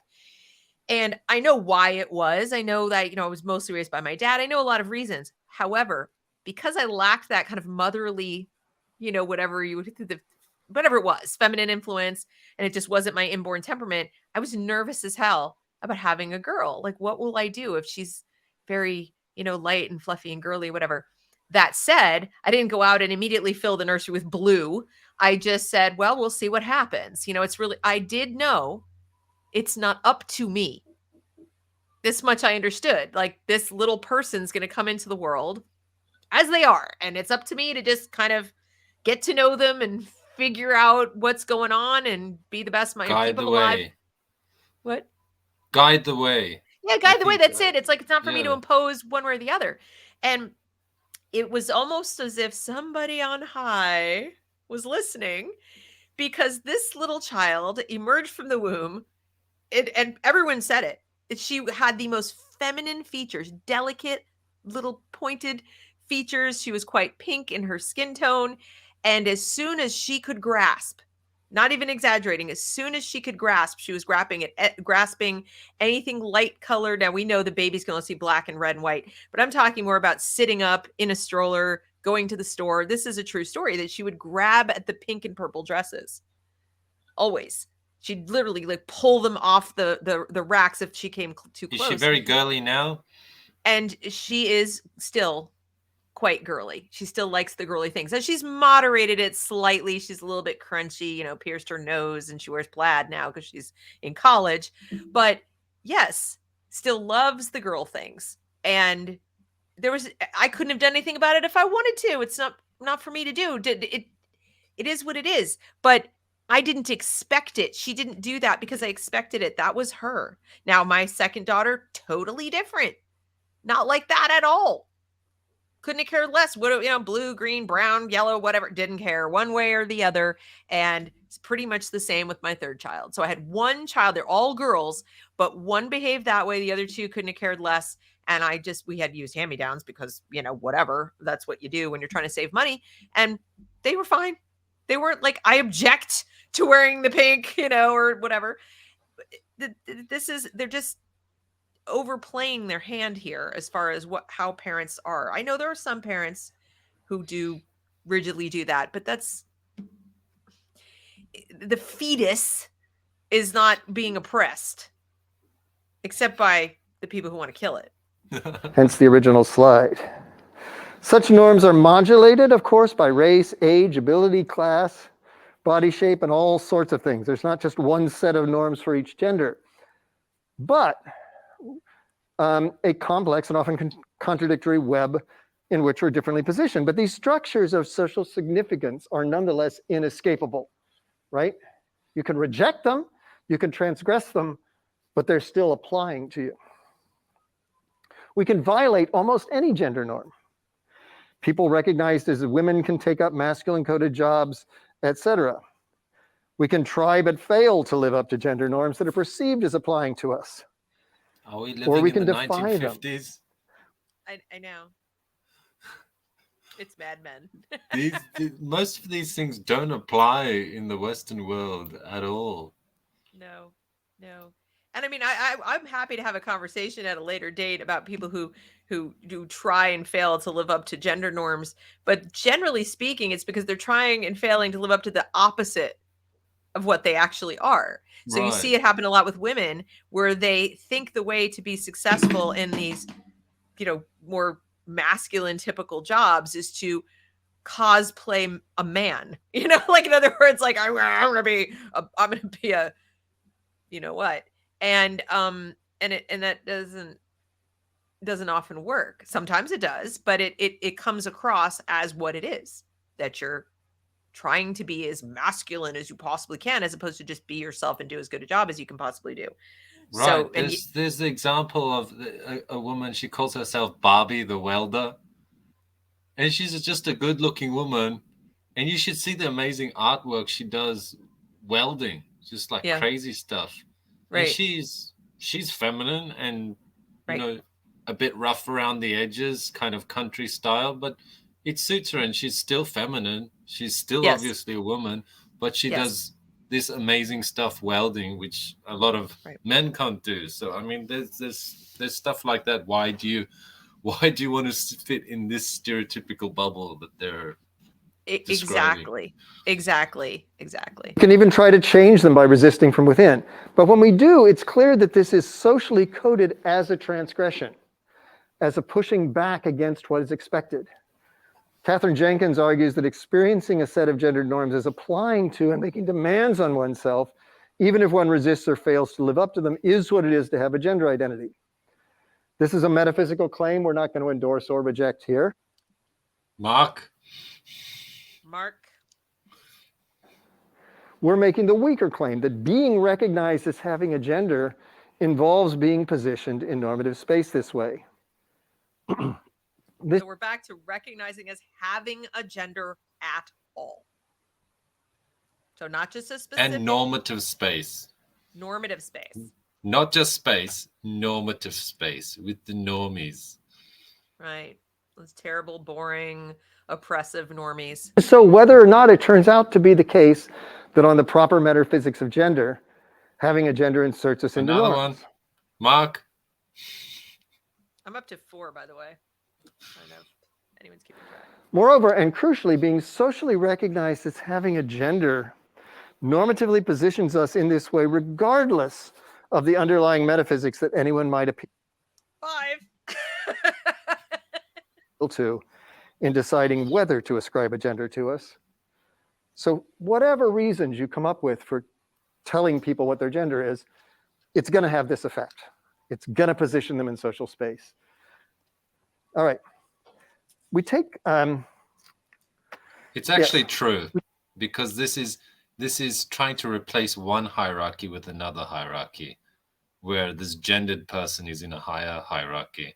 We'll get to it more. It's just interesting that they're trying to replace one with another and then thinking that they're replacing it with nothing. No, you're just making a new hierarchy. Right. The point about the variety and ubiquity of gender norms to be fairly obvious. The important point for us is that what we do when we ascribe gender in language is to give communicative recognition to the fact that someone is placed within gender norms. And by doing so, we help insert them into this normative place and hold them there via mechanisms of social accountability. Even if someone feels like a set of norms applies to them, they won't be socially held to those norms until they're recognized as subject to them by other people. And this is what we use gender ascriptive speech for. This, again, is so regardless of anyone's underlying metaphysics that might explain why this all happens. What holds people in into these norms is our own and others' recognition of us as being bound by them. We might feel the pull of some norms privately, for instance, say if we're trans but not in any way yet public about that identity, but we're not held to the norms that we feel the pull of with any kind of concrete accountability. I just want to read this because this is a new slide finally. Gender ascriptions, objection. Biology determines which norms apply to us, and language just recognizes these biological facts. Response. Gender norms vary much more and much faster than biology changes. Biology can only determine what we do, not what we should do.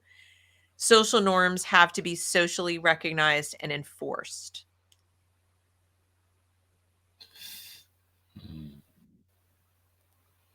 This is where they're conflating gender, like how you want to express your gender, used to be called gender expression, with gender identity. This is what I'm seeing here, because there's no statement here that is factually incorrect, right? However, they're counting on you to see that this is true, right? That, language just recognizes biological facts. But what they're rejecting is that it's their choice to project their gender in certain ways. Your identity isn't a new reality. Right. And it's all context specific as well. What are we talking about here? Right. They often talk about decolonization. Yes. All right, then let's apply this across the board. Does it work then? Okay, it changes and at a much faster rate than biology changes. Is that always necessarily a good thing? Right. If we're talking about the ethics of it, and then the biology can only determine what we do. Right. Which is interesting. Yes, there are constraints on biology. There's some constraints which you don't want to mess with because the results are really, really bad. Right. Really... Yes, men don't need tampons, and they aren't meant to have 3 holes. Their bodies are not constructed in such a way. Well, they end up not with 3. They end up with just an axe wound that needs to be looked after for the rest of their life. But not what we should do. Sometimes biology determines both what we should do and what we can actually do, because those are the constraints with which we live. Exactly. Social norms have to be socially recognized and enforced. Yeah. Right. They're saying all the right things with the wrong context. Exactly. Till there's some public social recognition of our gender. Hence, gender ascriptions are socially potent speech. Just as marriage pronouncements assert people into the norms of marriage, and betting someone $5 establishes that you and they are bound by the norms of betting, so gendering someone in language places them in gendered social space. It's a performative effect of gender ascription. Telling someone they have a gender does not merely state a purported fact about them, but rather has this kind of complex, what we call illocutionary force. It inserts them within this set of norms and expectations and has concrete consequences for what they can do, where they can go, whether others will accept them, etc.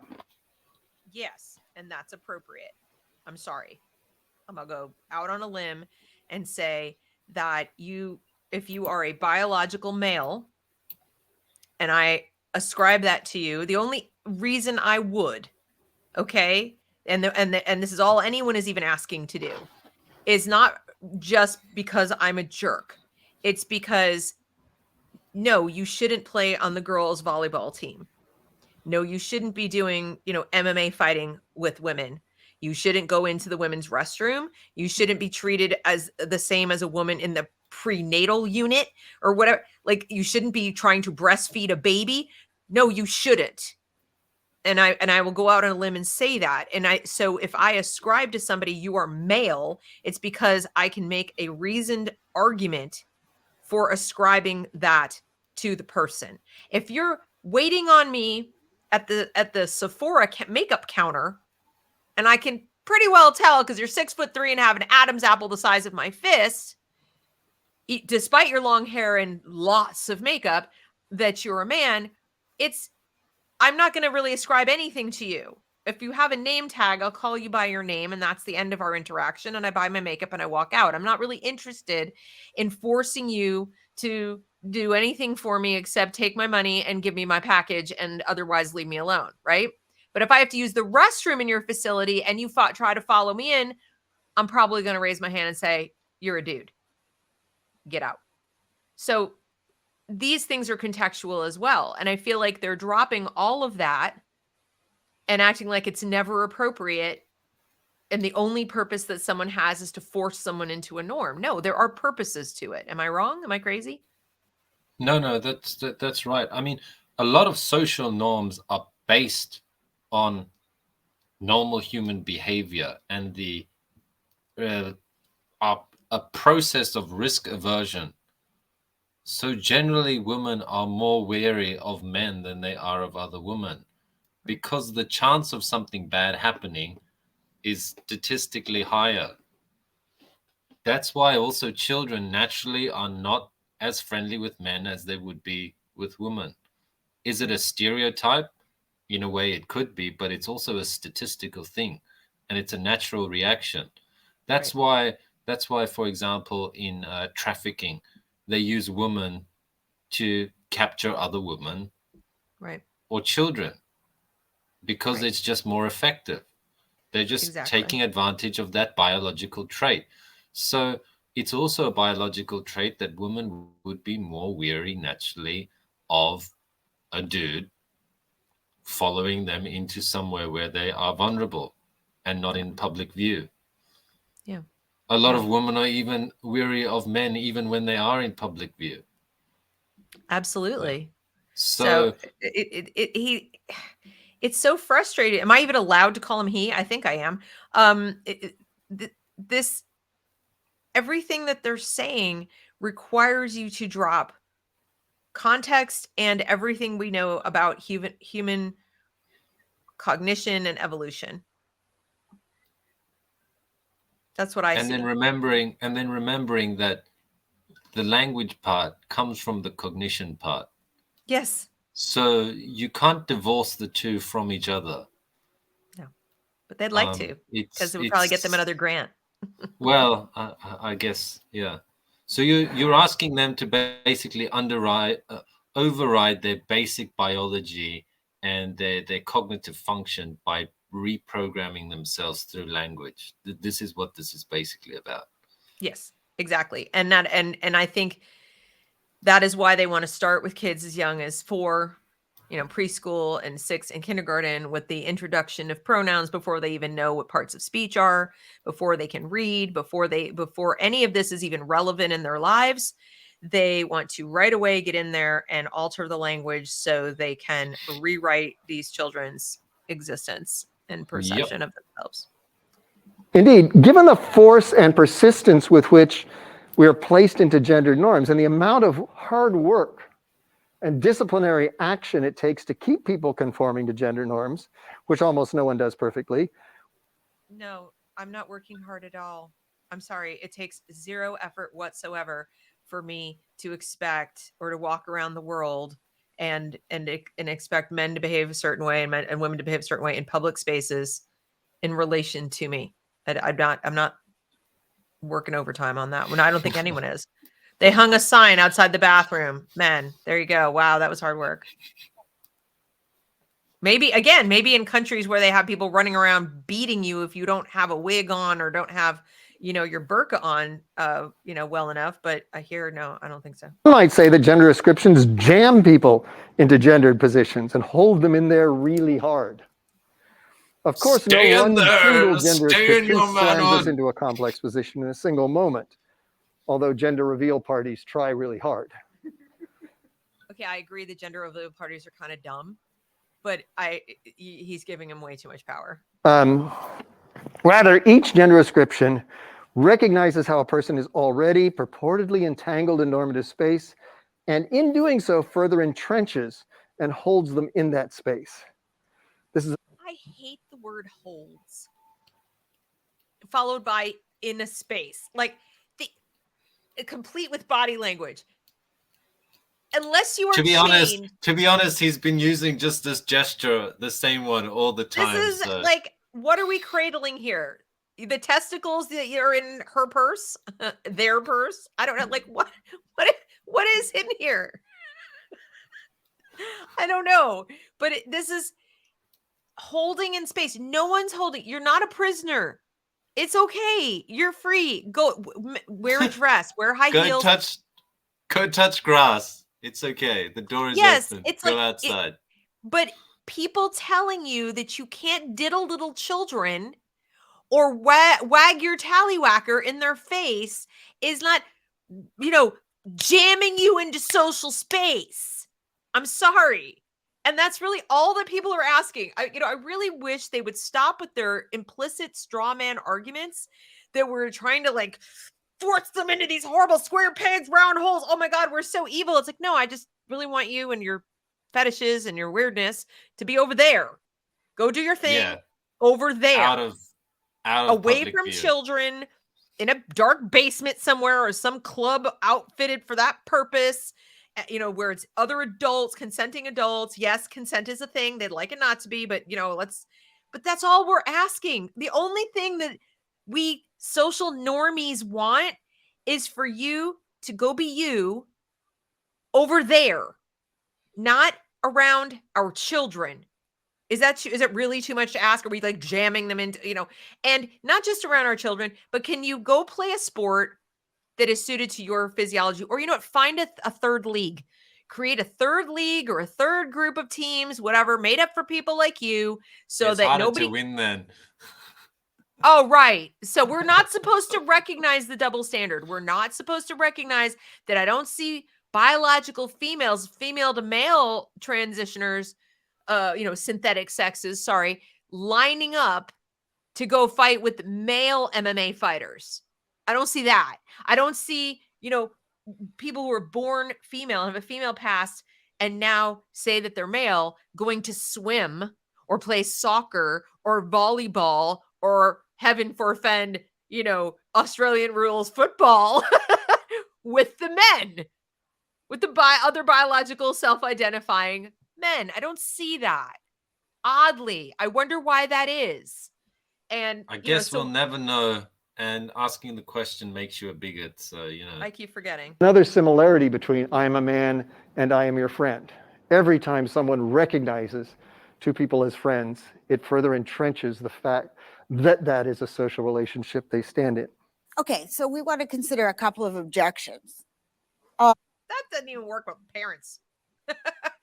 society can recognize that's your mom or that's your dad. And if you don't want that relationship, then it gets reduced to a birth certificate.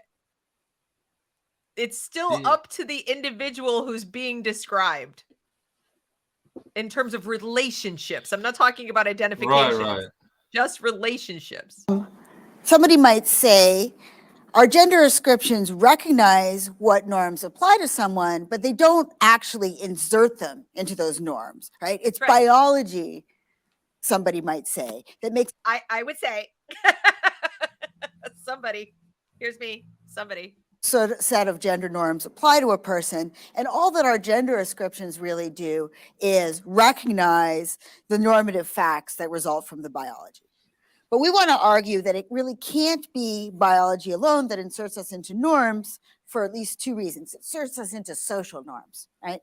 First, the details of gender norms vary widely from culture to culture and across time. I just mean things as trivial as like people dressed differently, women dressed differently in the 1960s than they do now, and they just dress differently in Laos than they dress in the United States, right? And so forth.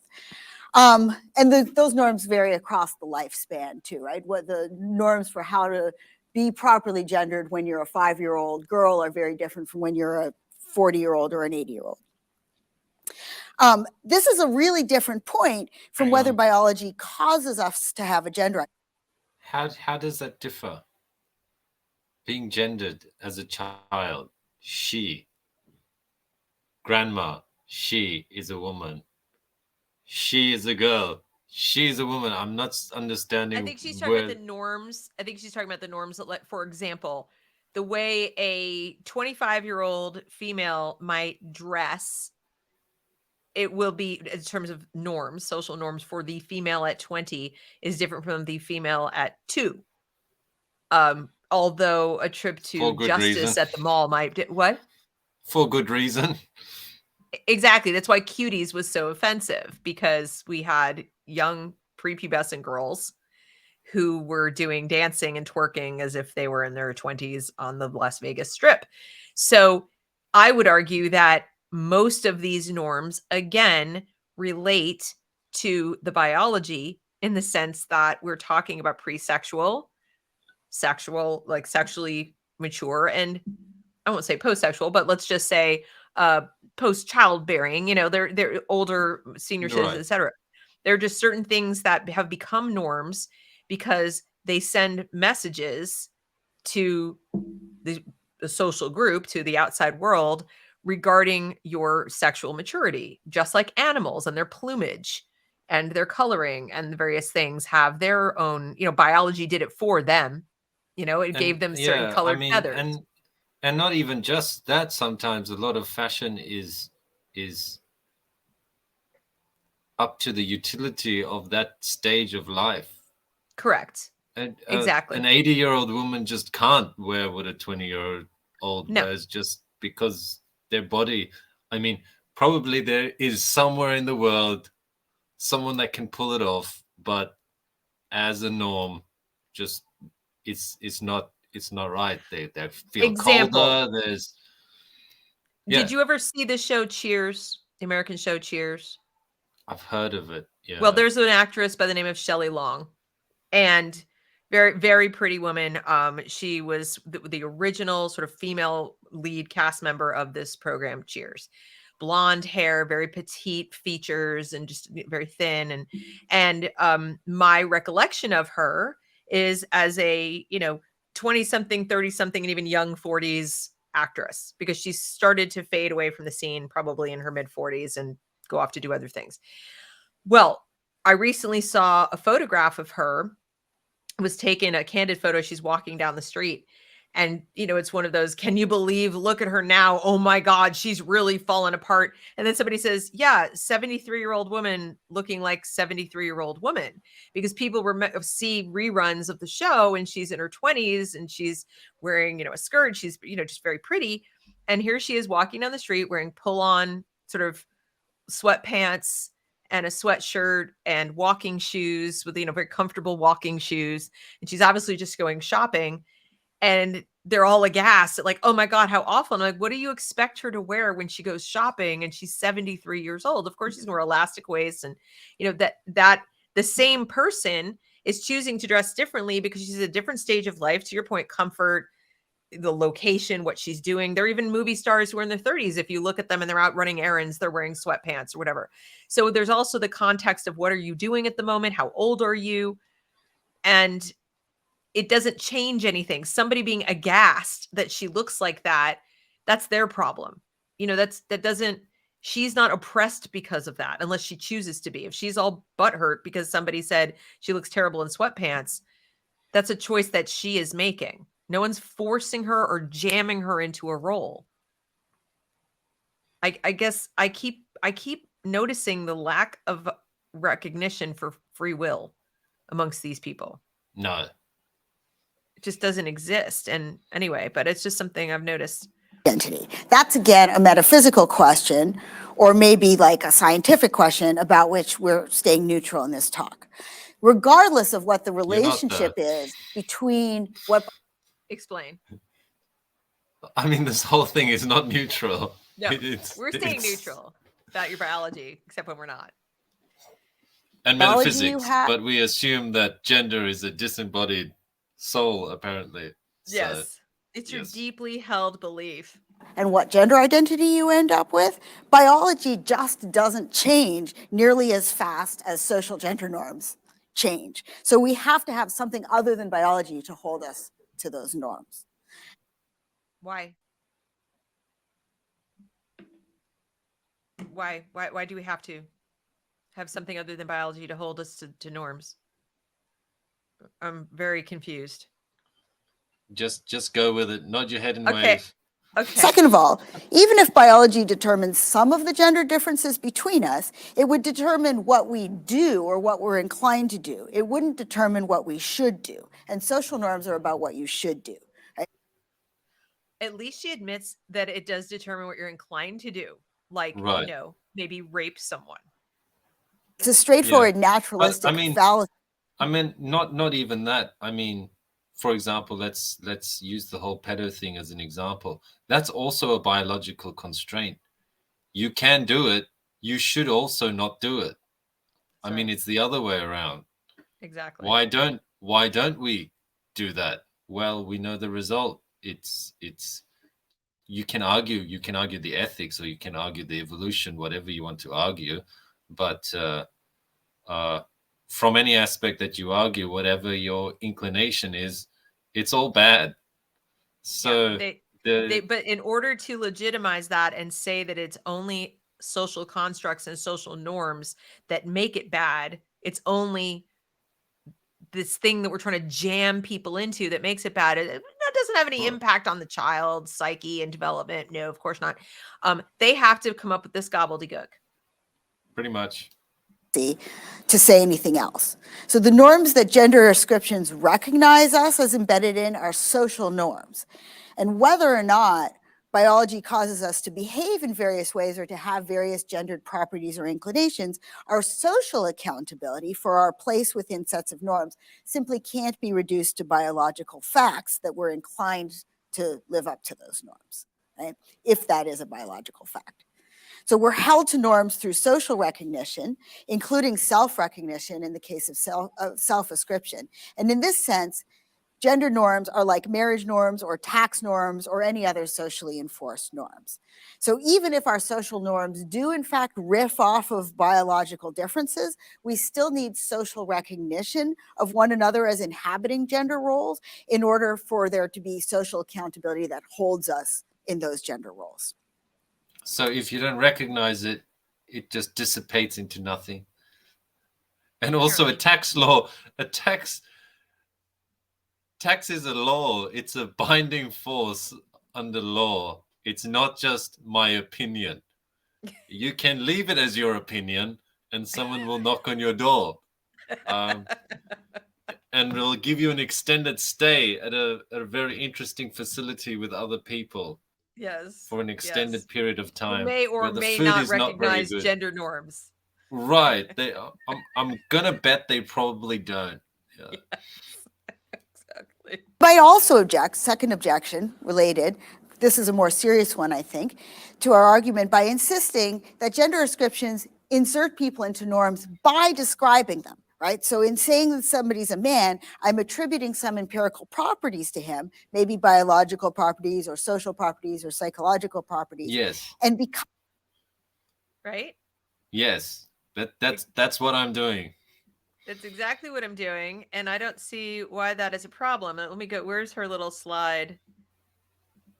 Oh, wait, it's not that one. They go so fast with these slides, and they say so much. Okay, this says, objection, presumably from one of us bigots. Gender attributions insert people into social norms by describing them, attributing empirical properties to them that have normative consequences. Response. This is their response. Like being a DJ or writing a book, there's no fixed substratum of empirical properties that we agree underwrites gender. I disagree, actually, but okay. What we're disputing when we disagree over gender attributions is how to position people, not what empirical properties they have. Okay, well, at least you're admitting. But then how do you position them without having some empirical property from which to position them in the first place? I want to be around little kids dressed as a woman, Alaric. Come on. Well, you can get away It's with it because you are a woman. Do what I want. That's what you do, because otherwise you're oppressing me. But the other one too, the DJ or the book, there are actually fixed stratum of properties, empirical properties. Like you physically need to know about music. Calling yourself a DJ and being tone deaf, knowing no songs, having no equipment, having never been to a music concert does not make you a DJ anywhere except in your own mind. In which case you probably need to see someone about that. Yes. And the same with writing a book. To write a book, you physically have to be somewhere in the creative process. I think so. Otherwise, you're not writing a book. Even researching, you could argue, is writing a book, but you have to be somewhere in the creative process.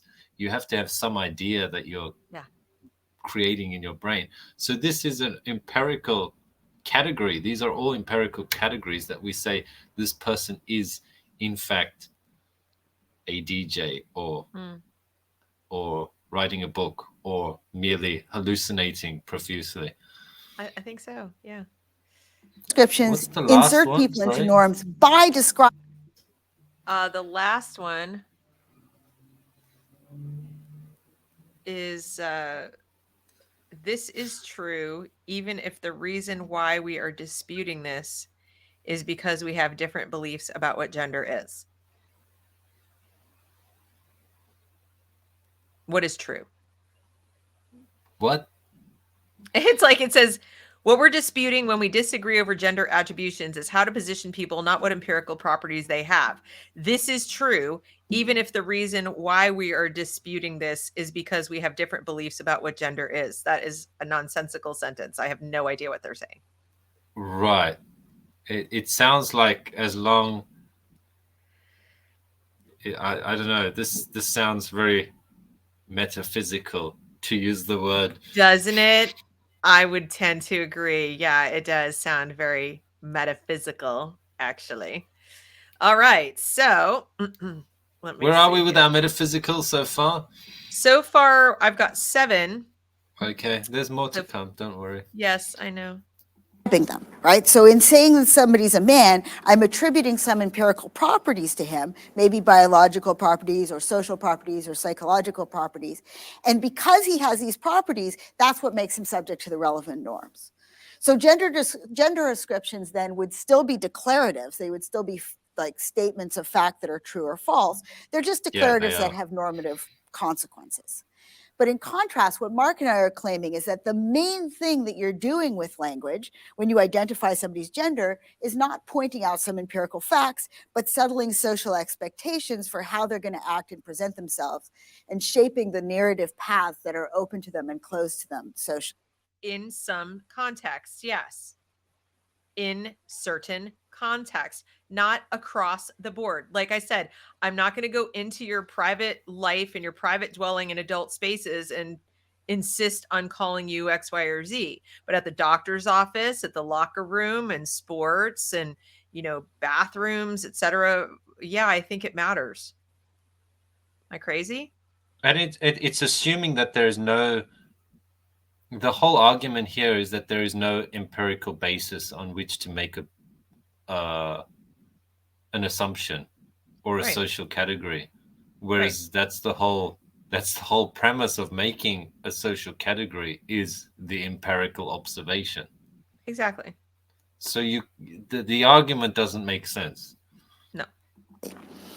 Now, there are, in fact, social identities and properties that come with empirical consequences like this, but for which there's no fixed substratum of empirical properties upon which they depend, right? So to be socially recognized as a DJ, for example, one of my favorite examples, makes it reasonable for other people to expect us to do things like keep late hours, to love and understand certain kinds of music, and so forth.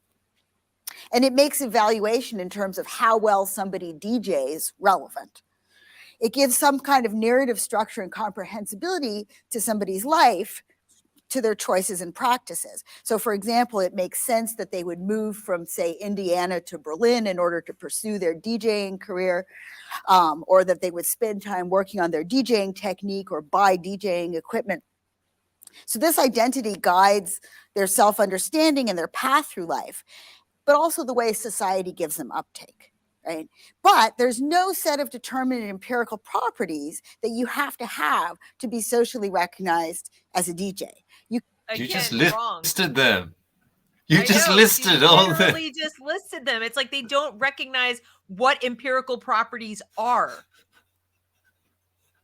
I'm going to tell you a bunch of things about what it is, that gives you the ability to be recognized as a DJ and have a DJ identity, but there's nothing, that is a list that exists anywhere except the one I just listed.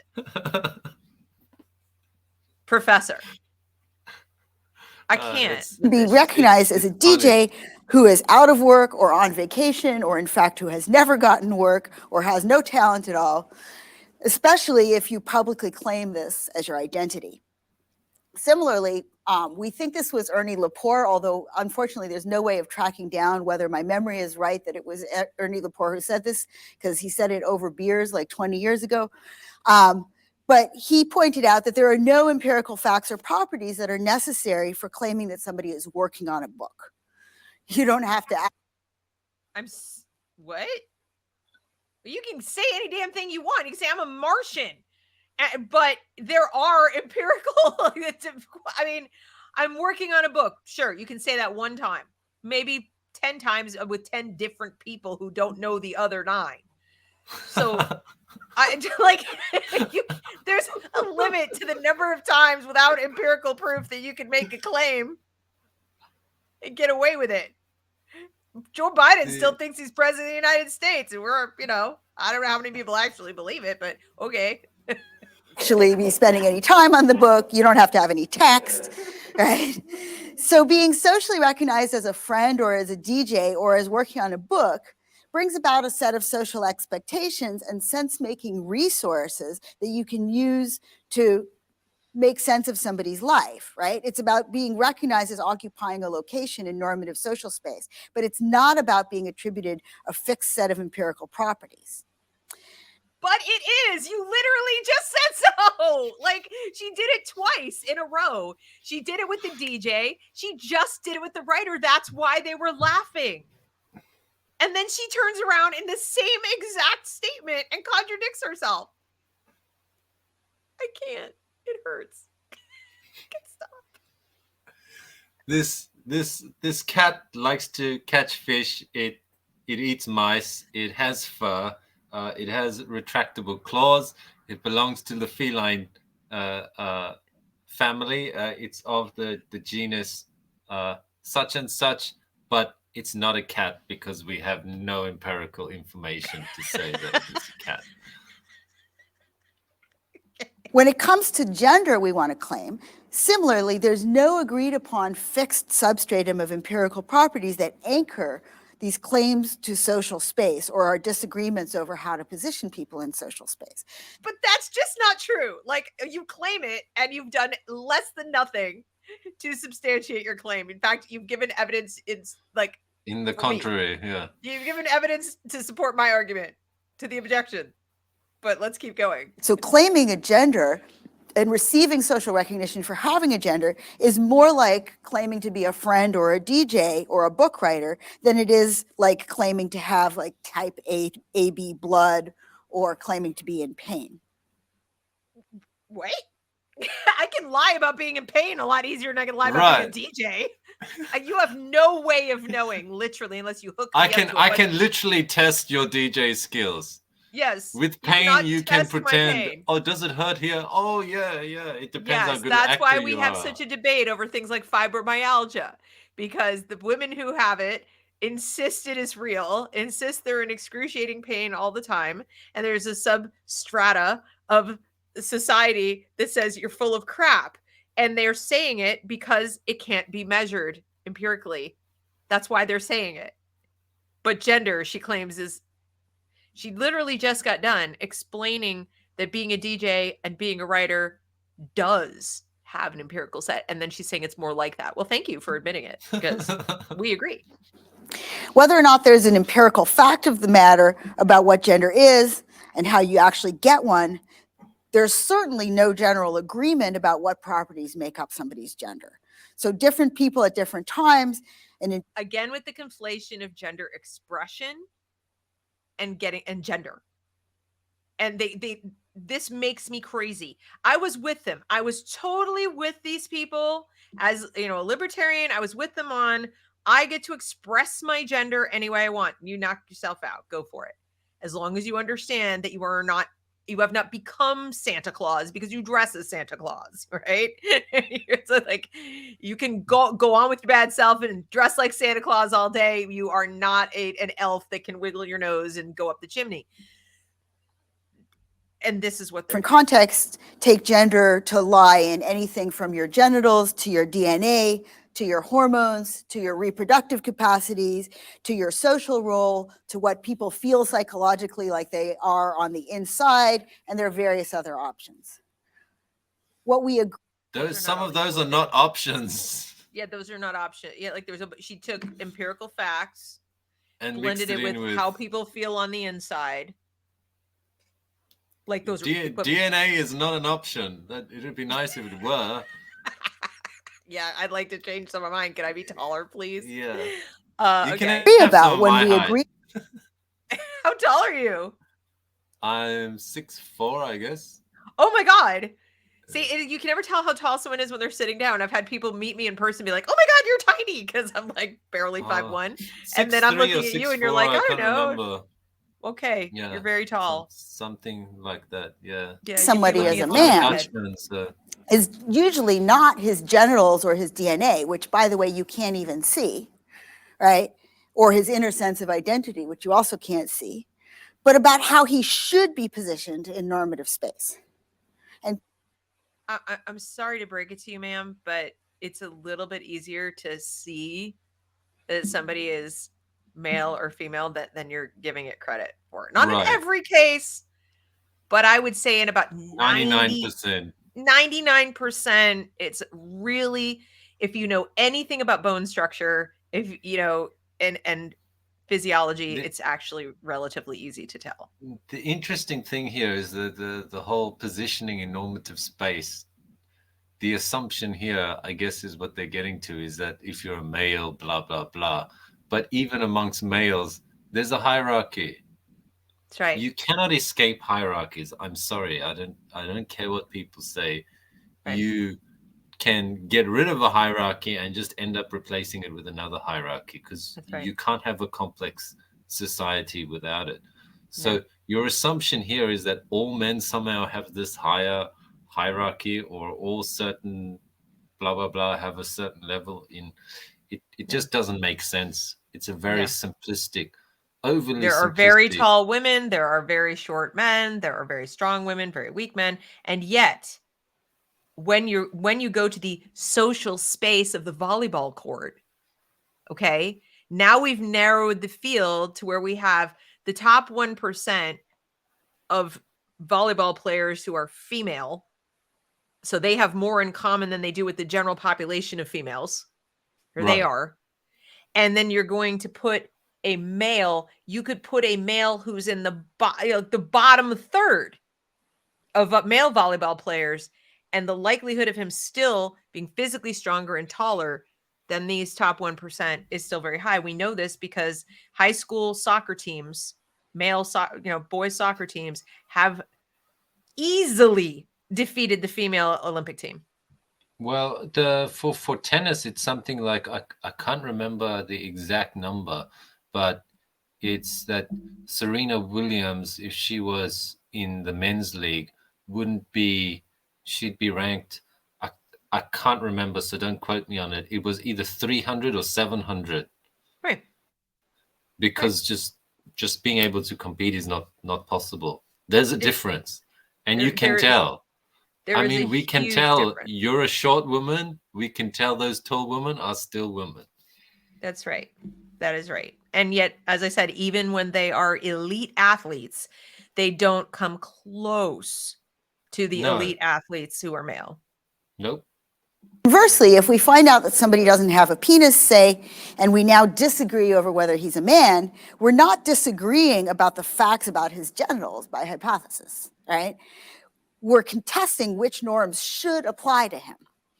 So even if you Yes, we are. insist that what you're doing with your words when you ascribe gender to somebody is making some sort of descriptive claim about their biological or social or psychological properties, whatever you think you're doing with your words, the primary social effect of your words is not to inform people about these properties, but to help insert and hold somebody into social norms. And sometimes that's appropriate. Yep. And likewise, if you're pervasively recognized as being a man, then you're subject to the norms of masculinity as a matter of social fact, regardless of the facts about your psychology or biology or whatever. So we've emphasized that we're not claiming that having a recognized social role as a man is what it is to be a man. And we're remaining neutral, as we keep saying, on the metaphysics of gender. Sorry, now we're down to 8. Separately from this talk, Mark and I are both committed to the idea that if you were to give a successful metaphysical account of gender, it would have to include, for example, trans men who are not socially recognized as men. And same for women and non-binary folks. That was another metaphysical. And plenty of trans men don't get. Sorry? That was another metaphysical. Oh, thank you.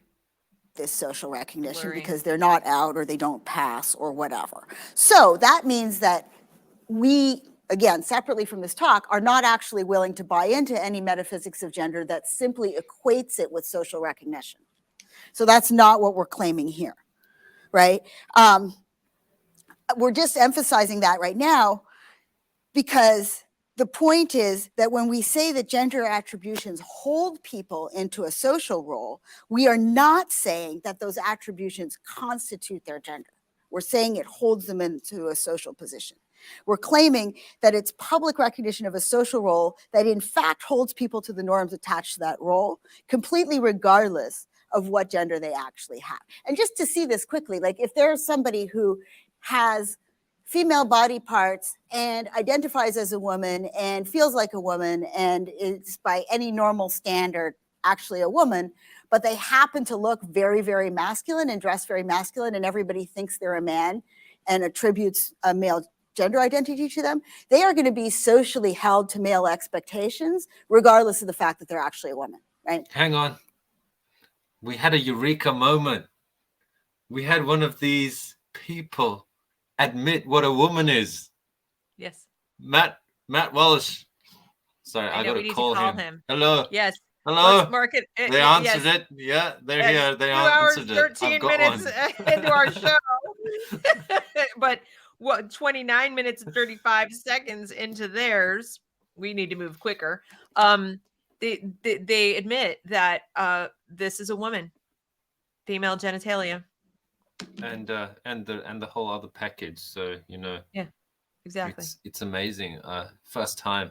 That's there it is. Groundbreaking stuff. Yeah. Okay, so we're leaving open the relationship between these gendered social positions, which is what we're talking about, and actual gender. Okay. Did she okay. just say actual gender?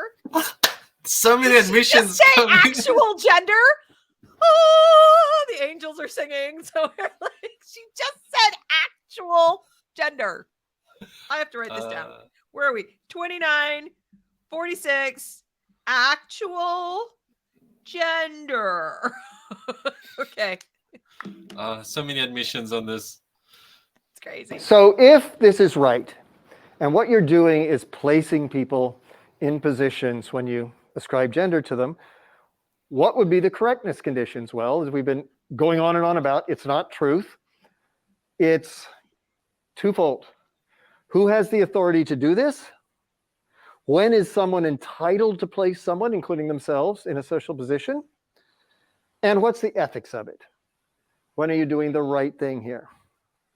Well, on the face of it, right, controlling our own social position is a basic self-determination right? I mean, things like having society tell you what your job is, or who you're to marry, or who you're, things of this sort are sort of paradigmatically seen as oppressive. And when you also reflect on the fact that gender is, and the gendered social expectations are deeply tied to intimate bodily facts about where you can go and how you can behave in various ways, it seems almost paradigmatically the sort of thing that ought to be up to the individual, right? Now, it's not a universal rule that we get to decide our social position. If I announce to you that I am the king of Rowan University, you can all tell me to, I'm not. I'm trying hard. But that's because it would be ethically wrong. Because what I... No, it's because you're not the king of Rowan University. And universities don't in fact have kings. They have presidents. It's wrong first because it's empirically wrong. That's the number one reason that it's wrong, is that it's wrong. And we don't need another reason for it to be wrong. We don't need to get to the ethical constraints about its rightness, because it starts off just fundamentally being wrong. Be doing would have profound effects on all of y'all. It would mean that I was entitled to give you orders and such like. So, but in the absence, I've dealt with university presidents before, and they don't generally walk around ordering students to do things. No, but he says if he were the king. Oh, okay. If he were the king. My but mistake. I'm pretty sure that the Queen of Denmark doesn't walk around giving people orders either. She doesn't. She's a constitutional monarch, so she's an Aussie, isn't she? That's the wife of the crown prince. Right. But the queen, the actual queen of Denmark. Yeah. Yes. I suppose she could if she wanted to. I suppose, but I'm not sure how their whole system works exactly with their constitution. But I mean, he has to go back several hundred years to get to a definition even of the imaginary scenario. Right. Harmful effects on other people. Our suggestion is that it's a fundamental core element of autonomy that we have the right to choose our positions in society, and that it's ethically wrong to deny those of people. Hold on. Really? Autonomy has its limits too. Choose our positions in society. Now, if he's saying, let me back this up a little bit. I want to back this up. Let's hear him out. Core element of autonomy that we have the right to choose our positions in society, and that it's ethically wrong to deny those of people. Right? So if I tell you who my partner is and you say, no, they aren't, again, you're wrong. Okay. But you're wrong because you're misstating facts. Right. they have this, like you said, they're establishing a brand new hierarchy where, you know, the meaning as the hearer hears it comes before empirical fact, even Right. though empirical fact would render the same decision. So in other words, I'm just as wrong, and why wouldn't you allow fact to supersede that when you arrive at the same place? I don't get to tell you that your partner isn't your partner because it's incorrect. If it were correct, if I were right, if you were a stalker and you're walking around going, that's my partner, because I will it to be so. And I happen to know that's not your partner because they're my partner, you know, or something like that. And I say, no, they're not. It's because it's factually incorrect what you're saying and factually correct what I'm saying. Right. Not because I have authority and you don't have authority. I don't have to be the king. I don't have to be anybody else. I just have to know the actual fact of the situation. And he keeps like dropping that context. Well, it's a kind of circular argument. Yeah. It goes around and around, because even if we use that logic, the logic that they're using, before they were saying that there's no criteria for friendship. So if there's no criteria for that, how can a partner then have Exactly. a clear criteria? Exactly. So then you could be right in saying that that person is not your partner simply because there is no empirical constraints. Exactly. We have to hear from the partner first. But you're wrong, again, not factually so much as you're doing a wrong thing. Okay, now, another way that gender ascriptions differ from descriptive facts is that a descriptive fact states the same fact regardless of whether it's stated in the first person or second person or third, right? I have carbon in my body. You have carbon in your body. They have carbon in their... Same fact. We want to claim that it's not so for gender descriptions, that though they all involve this sort of generic placing function, they function actually very differently, first, second, and third person descriptions. So what we want to do in the rest of the talk is we want to talk about the pragmatic difference between first person gender ascriptions, second person gender ascriptions, and third person gender ascriptions, and point out that there are important ethical differences as well as linguistic differences between them. So first, this is where it starts getting really dicey. How much do you want to continue? Because we're at 2 hours and 21 minutes. Do you want to keep going through all of this first, second, and third, or is there a salient point that they make that you'd like to hone in on in this section? We can go to. Let's. It's up to you. I don't know. Let's do 10 minutes more and see where we get with this. Okay. And gender ascriptions claim a social position, right? What they function to do is to request or maybe even demand of other people that they take the speaker as held to a set of gendered norms, even if the person who's self-ascribing wants to play with or defy those gender norms. And similarly, first-person rejections of a gender ascription, including rejections of all gender ascriptions, in the case of some non-binary folks, request or demand of others that you not be taken as subject to a set of gender norms. Now, because we have a prima facie defeasible right to determine our own social location, as Mark was just saying, as part of our basic self-determination right. How can you not treat someone as belonging to no gender ascription? So we're not, it just doesn't make sense in a linguistic playing field, in a social playing field.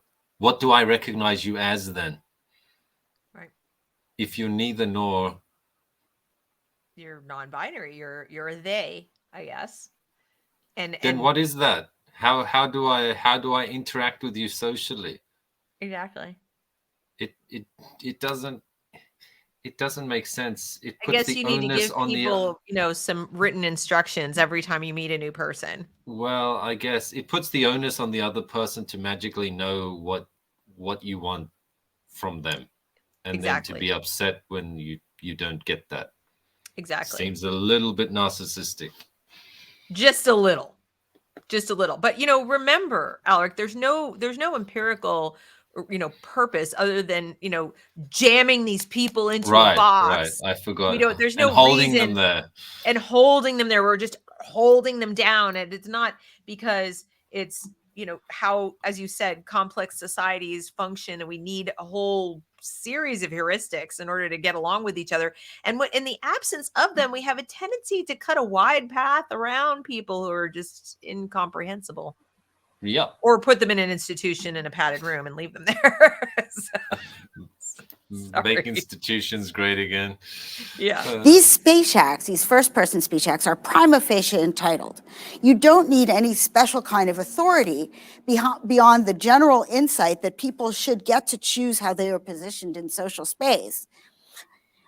Unless they're claiming to be king of Rowan University. But they can claim to be a writer even if they've never written a page. And they can claim to be a DJ even if they've never ever gotten a DJ job, because there's no empirical description of either of those things. But you can't claim to be king of Rowan University because reasons.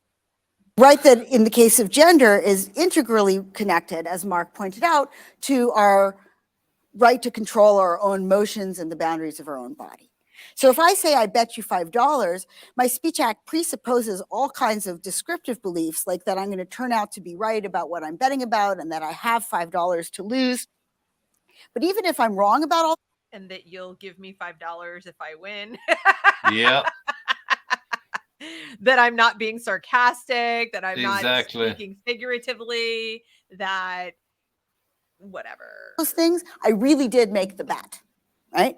Similarly, if I announce I'm a man, even if my factual presuppositions are wrong, even if I'm confused about what gender is and what gender I have, it's my right to claim that position in social space. I'm a Leoplerodon, and I demand that I be recognized as such. I'm an elf. It's my right to be. Henceforth, you shall call me. you shall call me Galadriel. How about that? That's because I am now an elf. You got the blonde hair, so let's run with it. I don't have the height or the magical abilities, but it is my prima facie right to position myself in social spaces, whatever the heck I want, even if I'm factually incorrect. Or if you don't even know what you're actually talking about, like they said here, even if you don't understand. Right, even if you don't understand. See, right. Here's the problem. She keeps using the word right. And not only does she only have that right in our culture, okay, you actually don't have the right to say any old thing you want in a whole lot of places in the world. But in America, for example, yes, you can stand in the street corner and say, I am a Klingon, and go on with your bad self. What you do not have is you do not have the right to have that mean anything in social space. You can take up only that space that you are allowed to take up when you are declaring things that are not true. And then the only reason you continue to have that right is because society lets you have it. When the minute you start imposing on other people, you lose it. You can say you're a cat. Nobody else has to recognize that you're a cat. That's our right. And that's our right. It's not an oppression also to not recognize that. No, you don't have a right to other people's recognition. You don't have a right for other people to have your perception. None of that. No, you only have the right to speak the words, like mouth the words. I am a man when you're not. And we can all sit around and go, no, we're not. No, you're not. Because you know why? That's our right too. See, we have the same right to speak and describe reality and identify things in society that you have. And what happens next? Well, that's how social structures work. That's how society works. That's how a culture works. Right. I think we'll stop. I think we'll stop watching the video here because it's kind of more of this argument. The thing is that, the argument basis that they're coming from is autonomy. But their argument of autonomy is one that overrides others' autonomy. So it's no longer just about autonomy. It's about imposing oneself on others. Exactly. That's where the big difference is. So Right. it's. Do they get to that did they get to that? Like, do you recall any place that we could show people at the end or anywhere where they come out with that ever so clearly, or they? No, there's right at the end, there's a question and answer section, which is quite funny. And there is a black student there that says she's, I don't know, non-binary or something. That was quite interesting. Yeah. If you let's see if we can, I'll try to read for it. So I would see the student. Do they show the student? Yeah, she's there. Okay, let's see. And she talks about being misgendered and then the reaction. But it's just the answer is quite funny. Okay, I think I'm coming to it. Or let's see if I can get this back. Hold on. Get back there. I'm pretty sure it's here. Let's see. Yeah. That is fine, but play fair. Yeah. First of all, I just want to say thank you so much for hosting this lecture with us. I really answered a lot of questions I've had just within the past couple of days about like how we have to navigate gender in a world that's kind of changing to become more gender inclusive. So I really thank you. My question is that, well, as for me, I am a non-binary person that also uses they, them pronouns, and I have quite a huge range of encounters where people have been like trying to be really supportive of my use of gender neutral pronouns, but it's kind of gone beyond just saying like, hey, I'm trying my best here, but you know, I will always want to be able to support you, to a range of like, every time that they would misgender me with saying she, her pronouns, they'd be like, oh my God, I'm so sorry for da da da. Or in one case instance where I was talking with like a higher up and I kind of put them to the side, like after the meeting, I said, hey, I just to remind you, I use they, them pronouns. They were like, oh, thank you so much for letting me know after the meeting, because if it were to be during the meeting, it would have been like a huge disaster. And I know that in all these instances, these people do mean well, but I'm now wondering if it's like, if they are truly affirming my own like first person gender ascriptions, or in a more less insidious way, they kind of are still asserting that I hold a place that's beneath them within a within the society, that they still hold kind of the power over me, and that I still have the ethical right to, or not ethical right, I still have the ethical duty to kind of respect the more normative gender roles that we have in society. So I kind of want to think, kind of want to hear about what you guys think about that. Can we stop? When people apologize to you, it means that you're on a socio-hierarchical level where they view you as at least equal. People generally that's don't. Usually how it works. Yes, people generally don't people. Just apologize to someone that they view as lower. Yeah. Sorry, you were saying. No, I mean, agreed. And this the sheer self-absorption of this person, and she's actually trying to figure out whether there's some kind of insidious or nefarious thing going on when the person thanks her for not bringing up in the middle of the meeting, when it would obviously have been quite disruptive and distracting. And I'm sorry, when you know you're transgressing a social norm, and they seem to be very aware of that. They seem to be very aware that they are transgressing long-held social norms that exist for myriad reasons, none of which are that we wake up each day going, how can I oppress someone today? Okay? So that's not even on the list. And to sit there and say, like, you know, I know we're being transgressive, but is this person reflecting some kind of like hierarchy above me when they thank me for not bringing this up in the middle of an important meeting and disrupting the process of the meeting, when I can assure you, honey, you weren't the center of the meeting? Then it would be one thing if the meeting was to introduce her it, they, whatever. If that was the purpose of the meeting, then I think an interruption would have been appropriate. But if the meeting was about something completely different, and this is one of many people in the room, and the boss accidentally says she, does it really matter in the end? She'll take care of accounts. Blah, blah, blah. Let's continue. I've been called the wrong name multiple times in meetings. My parents are very guilty of that. I was called my brother's name, my sister's name, whoever else's name, the dog's name. I don't know. I'm sorry. I didn't know those were all hate crimes. Anyway, yes, it gets worse. It gets worse. Oh, this is fun. I love this question. It's a great question. And I've certainly experienced that too, both of the things that you describe. I mean, I think that the problem with that response is that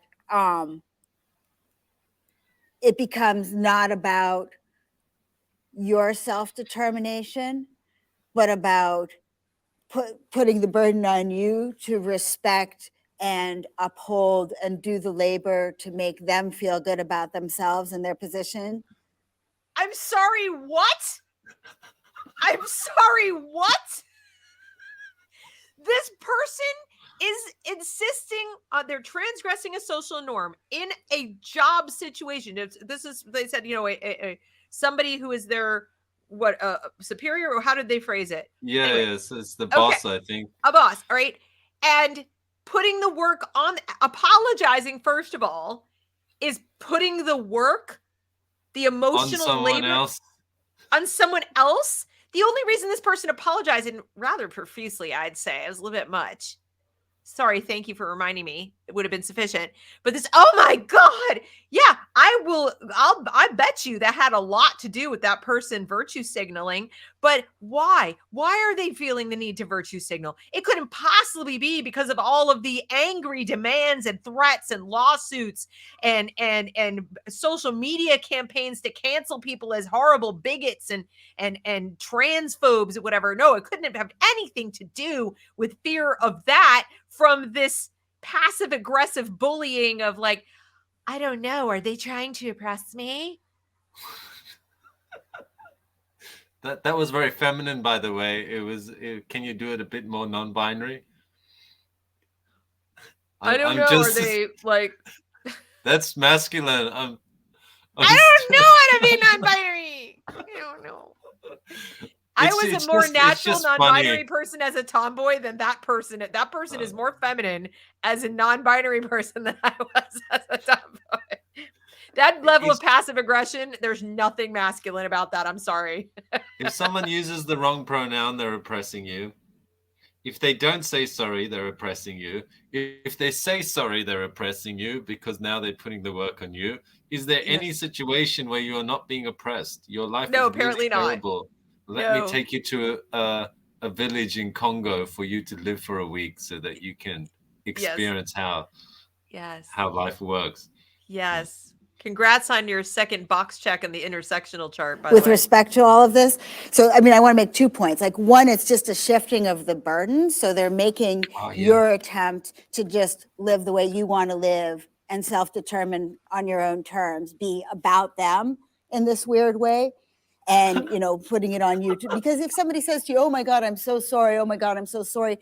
It's calling to you to do all sorts of work to make them feel better, right? To say, no, it's not.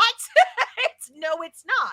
A simple, that's all right. I mean, like, or nothing. You don't have to say a damn thing. No. You haven't seen the rest. That's the labor saying that's okay. We'll give you, it's no big deal. Don't worry about it, whatever. So all of a sudden you need to tell them how not of a big deal it is. And you have to do the work of making them feel better about it. So that's one problem with it. The other problem with it is, I think what you're seeing there, and this is directly relevant to what we were talking about, is that we had that part of the paper where we said, we actually have to like jam people into gender roles and hold them there hard because it's like actually kind of difficult to force people. People go into like a total panic when the norms, when any norms around gender, even including non-standard norms like calling people by their assigned pronouns, gets disrupted, right? People go into like, it's, we were talking just before, I'm sorry, I'm not being as efficient with, I'm trying to talk fast and it's making me talk slower. We were talking on the train on our way here about how people will panic if they misgender your dog. Right? Oh, I'm so sorry. It's a girl dog. Oh, I called it a boy. Oh my God, I'm so sorry. Right? The level of like weird gender panic that we have around any misstep of the norms of gender, including new norms like use people's pronouns, is indicative of just how messed up the original system is and the extent to which people. What planet does this person live on?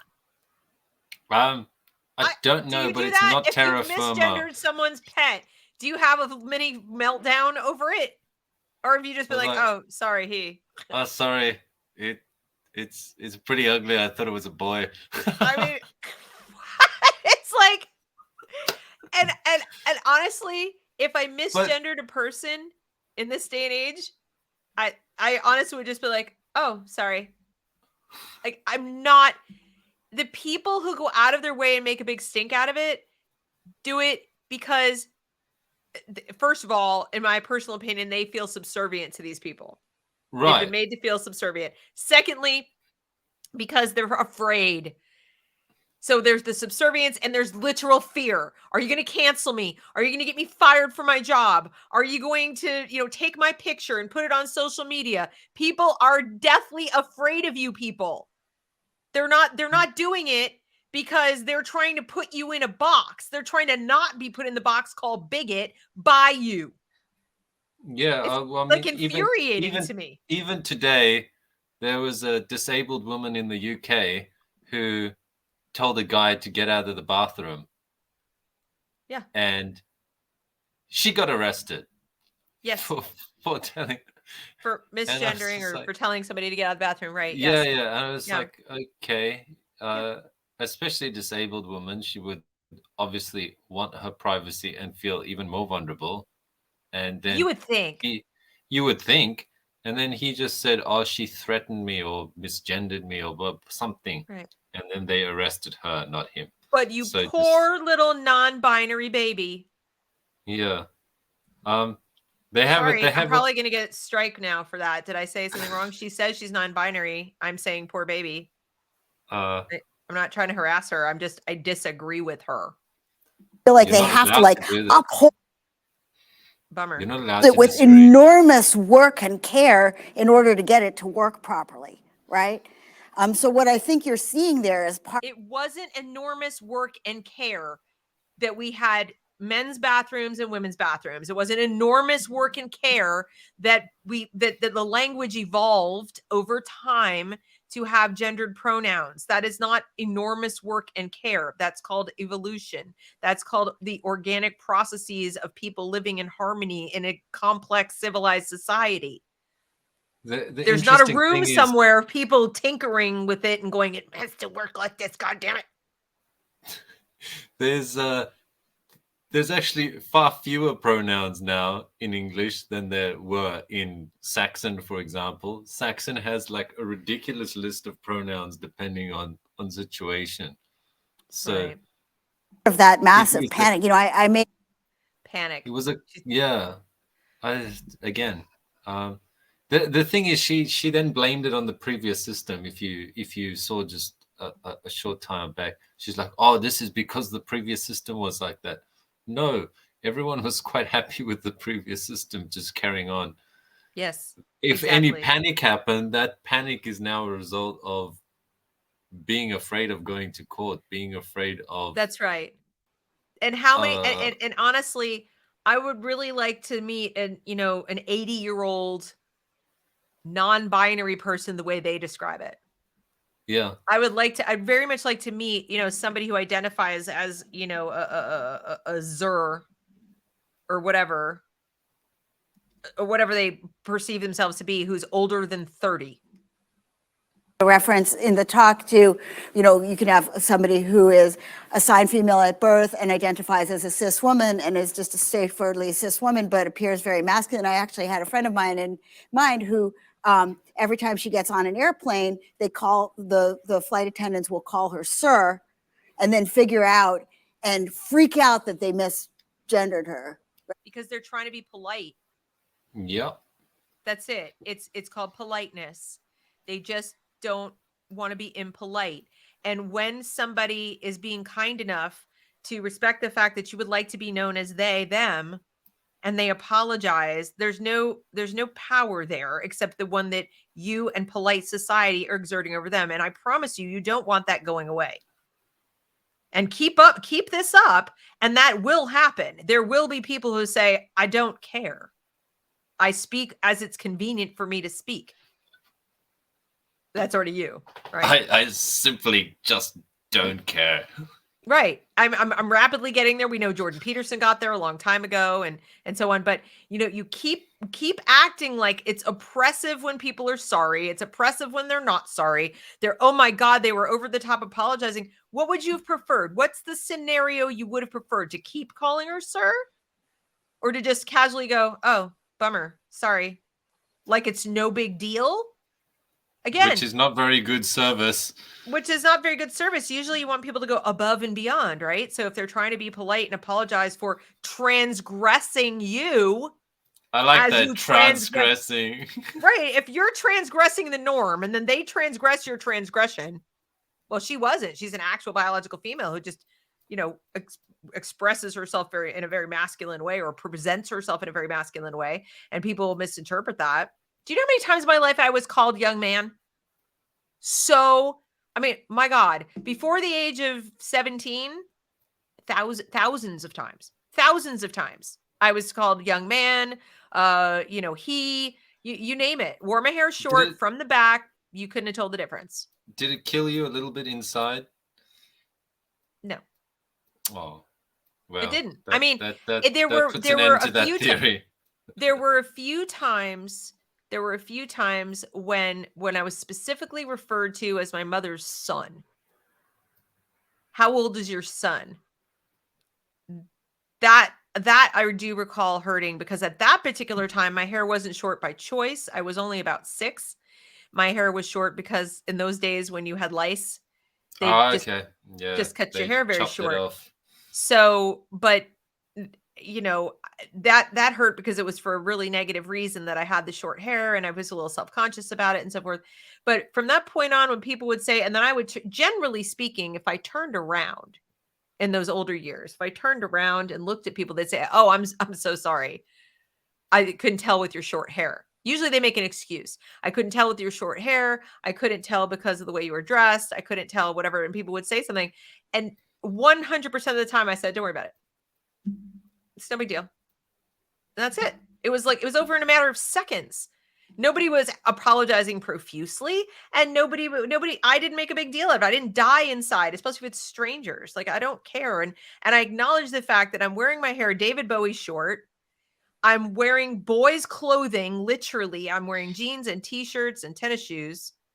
So there's nothing to differentiate me, especially from behind or the side or whatever, as a young person, right?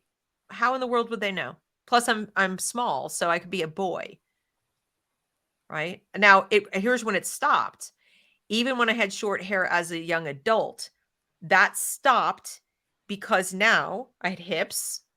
Right now, your physique changes, even when you're wearing jeans and so forth. So now people would think twice. They didn't say he or young man. They took a little extra time, or they saw me from the front, whatever. But when you're younger than that, and people can't tell, and honestly, no, I didn't die inside. And you're looking at a person, that young woman who is, person who is saying, I am non-binary. And there's nothing about the appearance of this individual that says not female. There just isn't. There's no way to know just looking at her that she's non-binary. She would literally have to tell people. What? It's a feeling. It's metaphysical.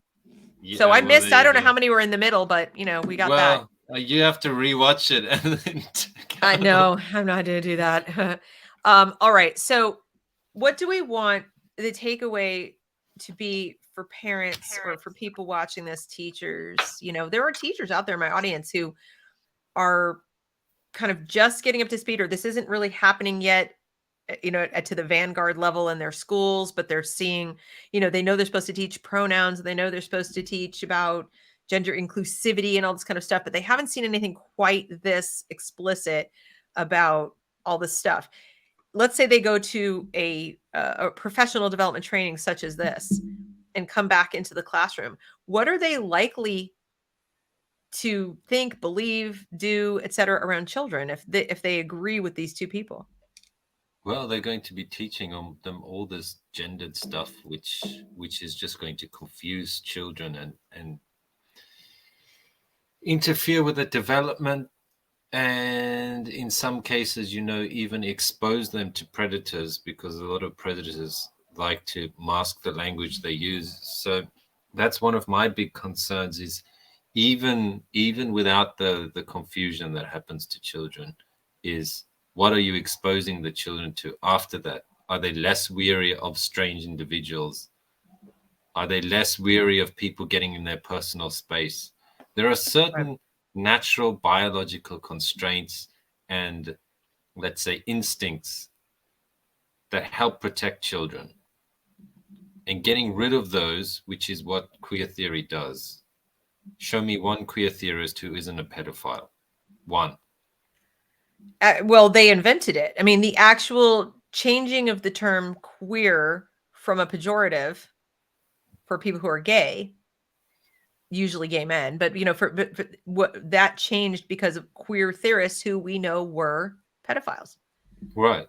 They literally invented the word and its current usage to cover for their movement and what they're trying to do. And I mean, those of us, you know this, you understand this, you're doing work on this. I'm trying to raise awareness about it, but I think people are still incredulous. They still don't want to believe that it's really primarily adult men who put themselves in situations around children where they can make themselves visually or socially or whatever less threatening to children. Remember, as you've said, children instinctively are going to react with more apprehension and suspicion towards males, physically mature males. They may not even be all the way, adults, than they are to females. It's biologically imprinted. Okay. And so what's one of the quickest ways to ingratiate yourself to a child? Dress like a woman. And then you take it to the next level, tell them you are a woman. And you're talking to children who engage in magical thinking. That means any child under the age of, let's say, 9, they still engage, even children as old as 10, depending on their neurology. They engage in magical thinking. I talked to a father who had his daughter goes to school, and the teacher there did gender woo stuff. Right. And she came home crying. And he said to her, "Why are you crying?" And she said, "I don't want to be a boy." And he's like, What are you talking about? You're a girl. And she's Right. like, "No, the teacher said we can be whatever we want to be. And some of us don't know, but we're..." And she was really upset. She was, I think, 7 or 8. I think I've seen this story where it's kind Yeah. of like, I want to be what I am. And this is sudden confusion. I have another friend who told me that she pulled her daughter out even older than that. And the child was getting very frustrated because she just wanted to be a girl and just wanted to be herself. And the more it was harped upon that social norms are oppressive, gender norms are oppressive. So the implication is if you're cis, you're oppressed or you're an oppressor. One of the two. You're either the most oppressed you can get. What? I hate that term, cis. I hate it too. But I'm just saying, like, that's what they say in the school. They use the term. They use the term to the children, which already, in my opinion, is disgusting. They need to stop doing that. To me, it's the equivalent of referring to someone who's Black using the N-word. Yeah. I think Sigma Zushish, which is the person that coined the term cis, he also said that pedophilia is a sexual orientation. Correct. Not And that's where they're going with this.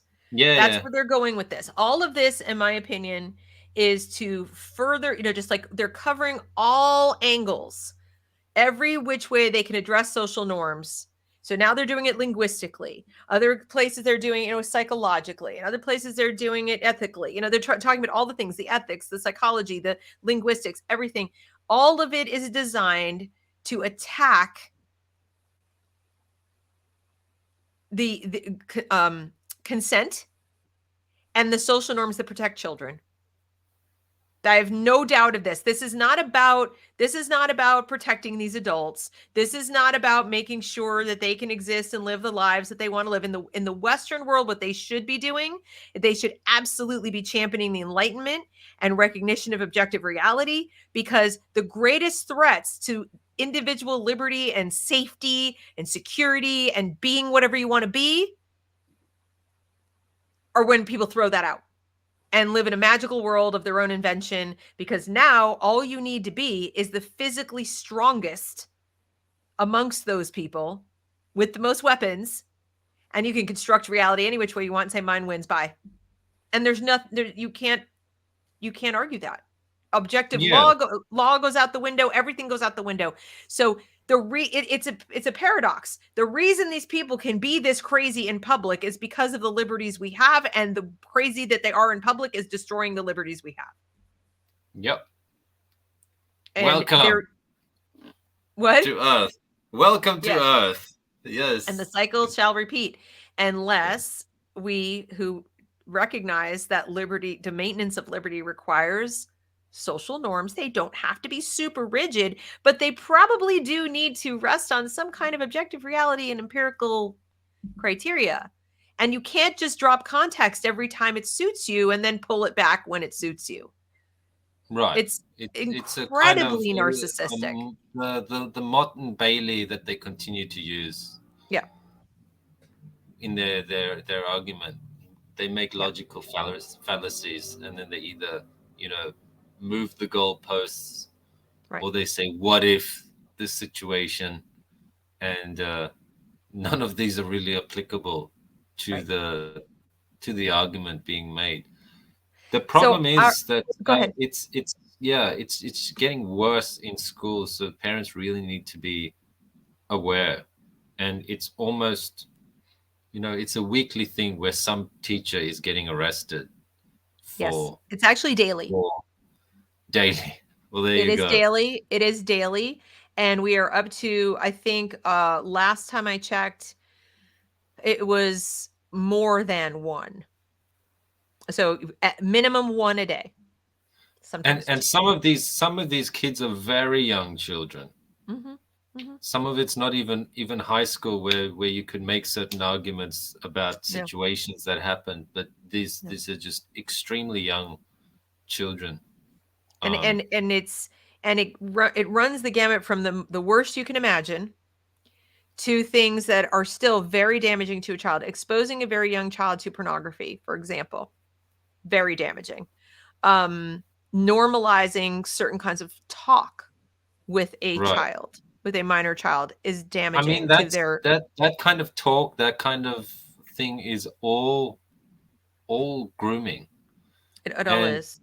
And the other thing is parental alienation. Don't tell your parents this. That's a very big, very big red flag there. Right. So none of this is benign, and you can sit and I think some people watch lectures like this and they say, like, it looks like a boring lecture with a bunch of people talking about word salad to a bunch of students paying too much money to sit and listen to them. And what's the big deal, Deb? Who cares? They're free to say what they want to say. And I'm like, I don't dispute their freedom to say these things. I don't dispute that it's boring. And so there are a lot of things that people might say, like, yes, that is true. But the only thing you said that's not true is it doesn't matter. It does matter. It does matter, ironically, for many of the same reasons they're giving, that when you speak and you put certain ideas out into the world over and over and over, especially to impressionable audiences, especially when you're in a position of some authority over them, like a professor or a teacher. There's the implied setting of a norm or standard that you are to adhere to, or else bad grade, or else something, Right. It's so forth. So the grand irony of everything in this lecture is they are guilty of trying to create, as you pointed out, a brand new set of norms and a brand new hierarchy that suits their purposes. Right. You can't live without hierarchy, unfortunately. No, anarchies don't work for that reason. So it's going to be up to us, I think, as educators and parents to refuse to have a new one transgress. They're not the only ones who get to transgress. You get to transgress too. You get to transgress their new system. And you should do so, in my opinion. I think there is a large body of empirical evidence that you are being unkind to children when you allow this to go on and make its way into the classroom. It is not compassion to concretize delusions. It's abuse. A teacher, they keep talking about duty of care.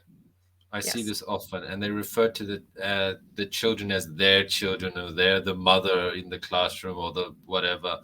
Okay, using that logic, teachers have a duty of care to prevent their students from being exposed to harmful things like pornography, like being talking about subjects that you shouldn't be talking about in class at that age specifically, not being alienated from their parents. Teachers have a duty of care for all these things, all the safety.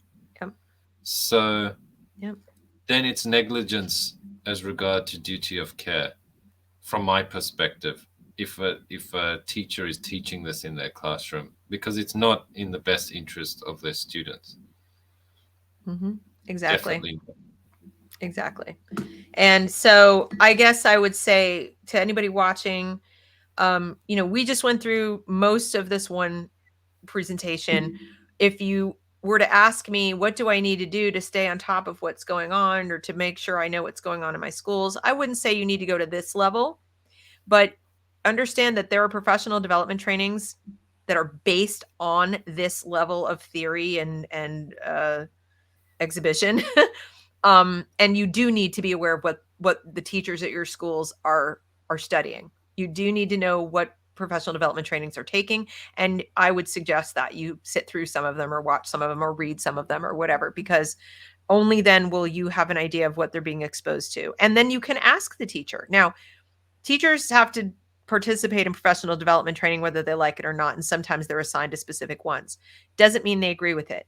But what you can do is, when you find out the list, you can then go to the teacher of your child's classroom and say, I happen to notice that the teachers here at the school went through this professional development training. I'm fascinated to know what your takeaways were.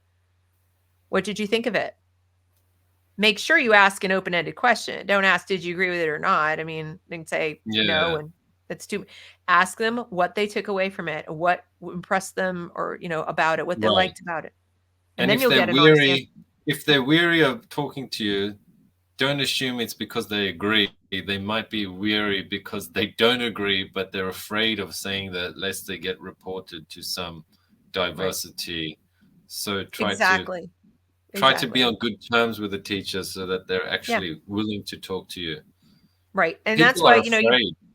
And you might want to say something like, I don't understand this stuff very well myself, and you're the expert, so I'm just kind of curious what you think I should know about from that training. Just curious. I want to stay up to speed so I can, be engaged, because their whole big thing now is parental engagement, which basically means that you are their assistant.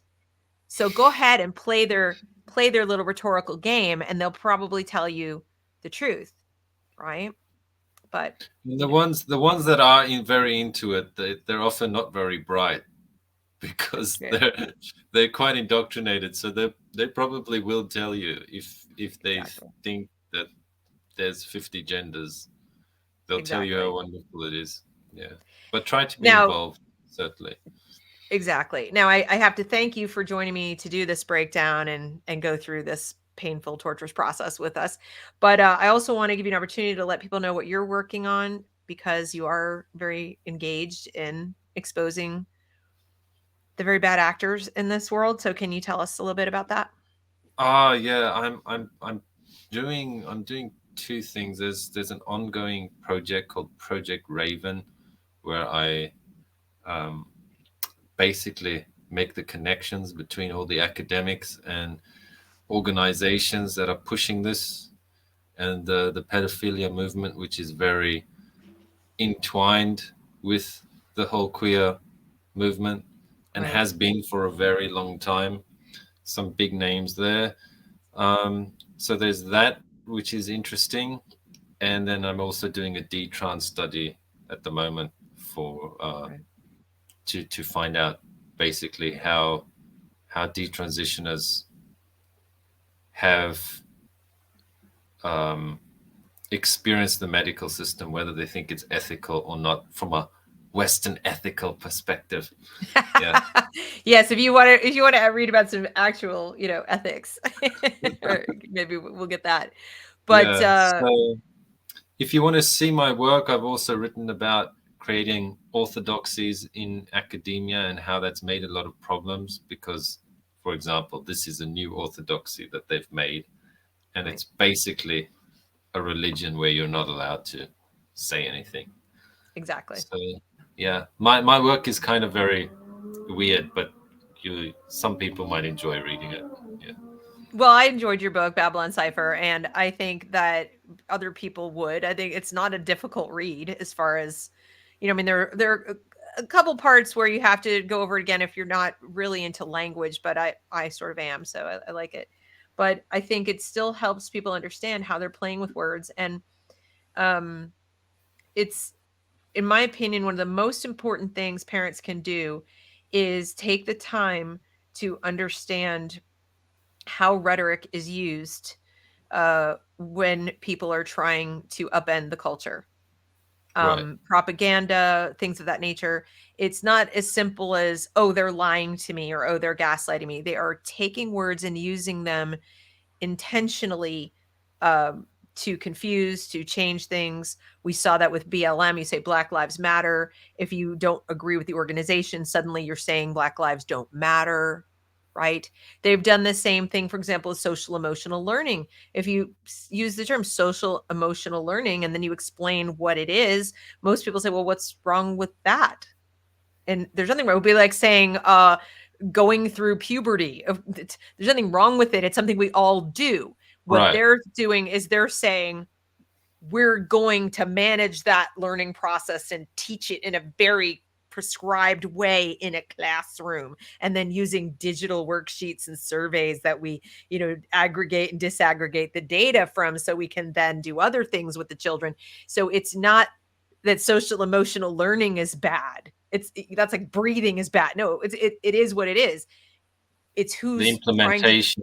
Yeah. yes, it's who's trying to take control of that and ownership of that away from the child, first and foremost, and their parents, or their family, which is typically how people do that whole process of going through social emotional learning. And or for example, school choice is another one. What's wrong with school choice, Deb? Well, it still has the word school in it, for starters. There's that. And secondly, when you analyze it, that it's government funding it, but when you make it, when you take words and apply them to an agenda, and the words all on their own seem innocuous, you must understand why they've chosen those words, or else you won't be able to, you'll fall prey to it. You'll just get sucked right in. Right. And My book thus it does is with cover gender. that whole propaganda spiel and a whole lot of Yeah. other things. Yeah. And And development they're doing as that. well. They're doing that now with gender, right? That's what they're doing. We saw them do it. Gender identity, we have sex and gender used to be synonyms. Now we have this new metaphysical thing called gender that they invented out of whole cloth. Metaphysics. Yes, sorry, metaphysics of gender.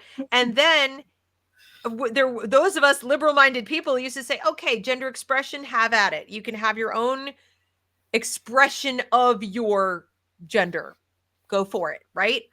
But they've put the two together, that gender and gender expression are the same thing, or they needn't be the same thing. That non-binary person looks for all the world. They're expressing themselves in socially normative female ways, but we're supposed to not know that. Or it's intentional. They're intentionally trying to confuse you so that you just give up.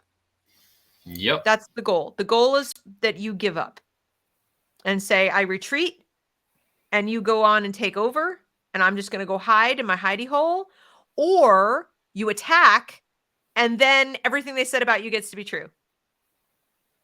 Those are your two choices.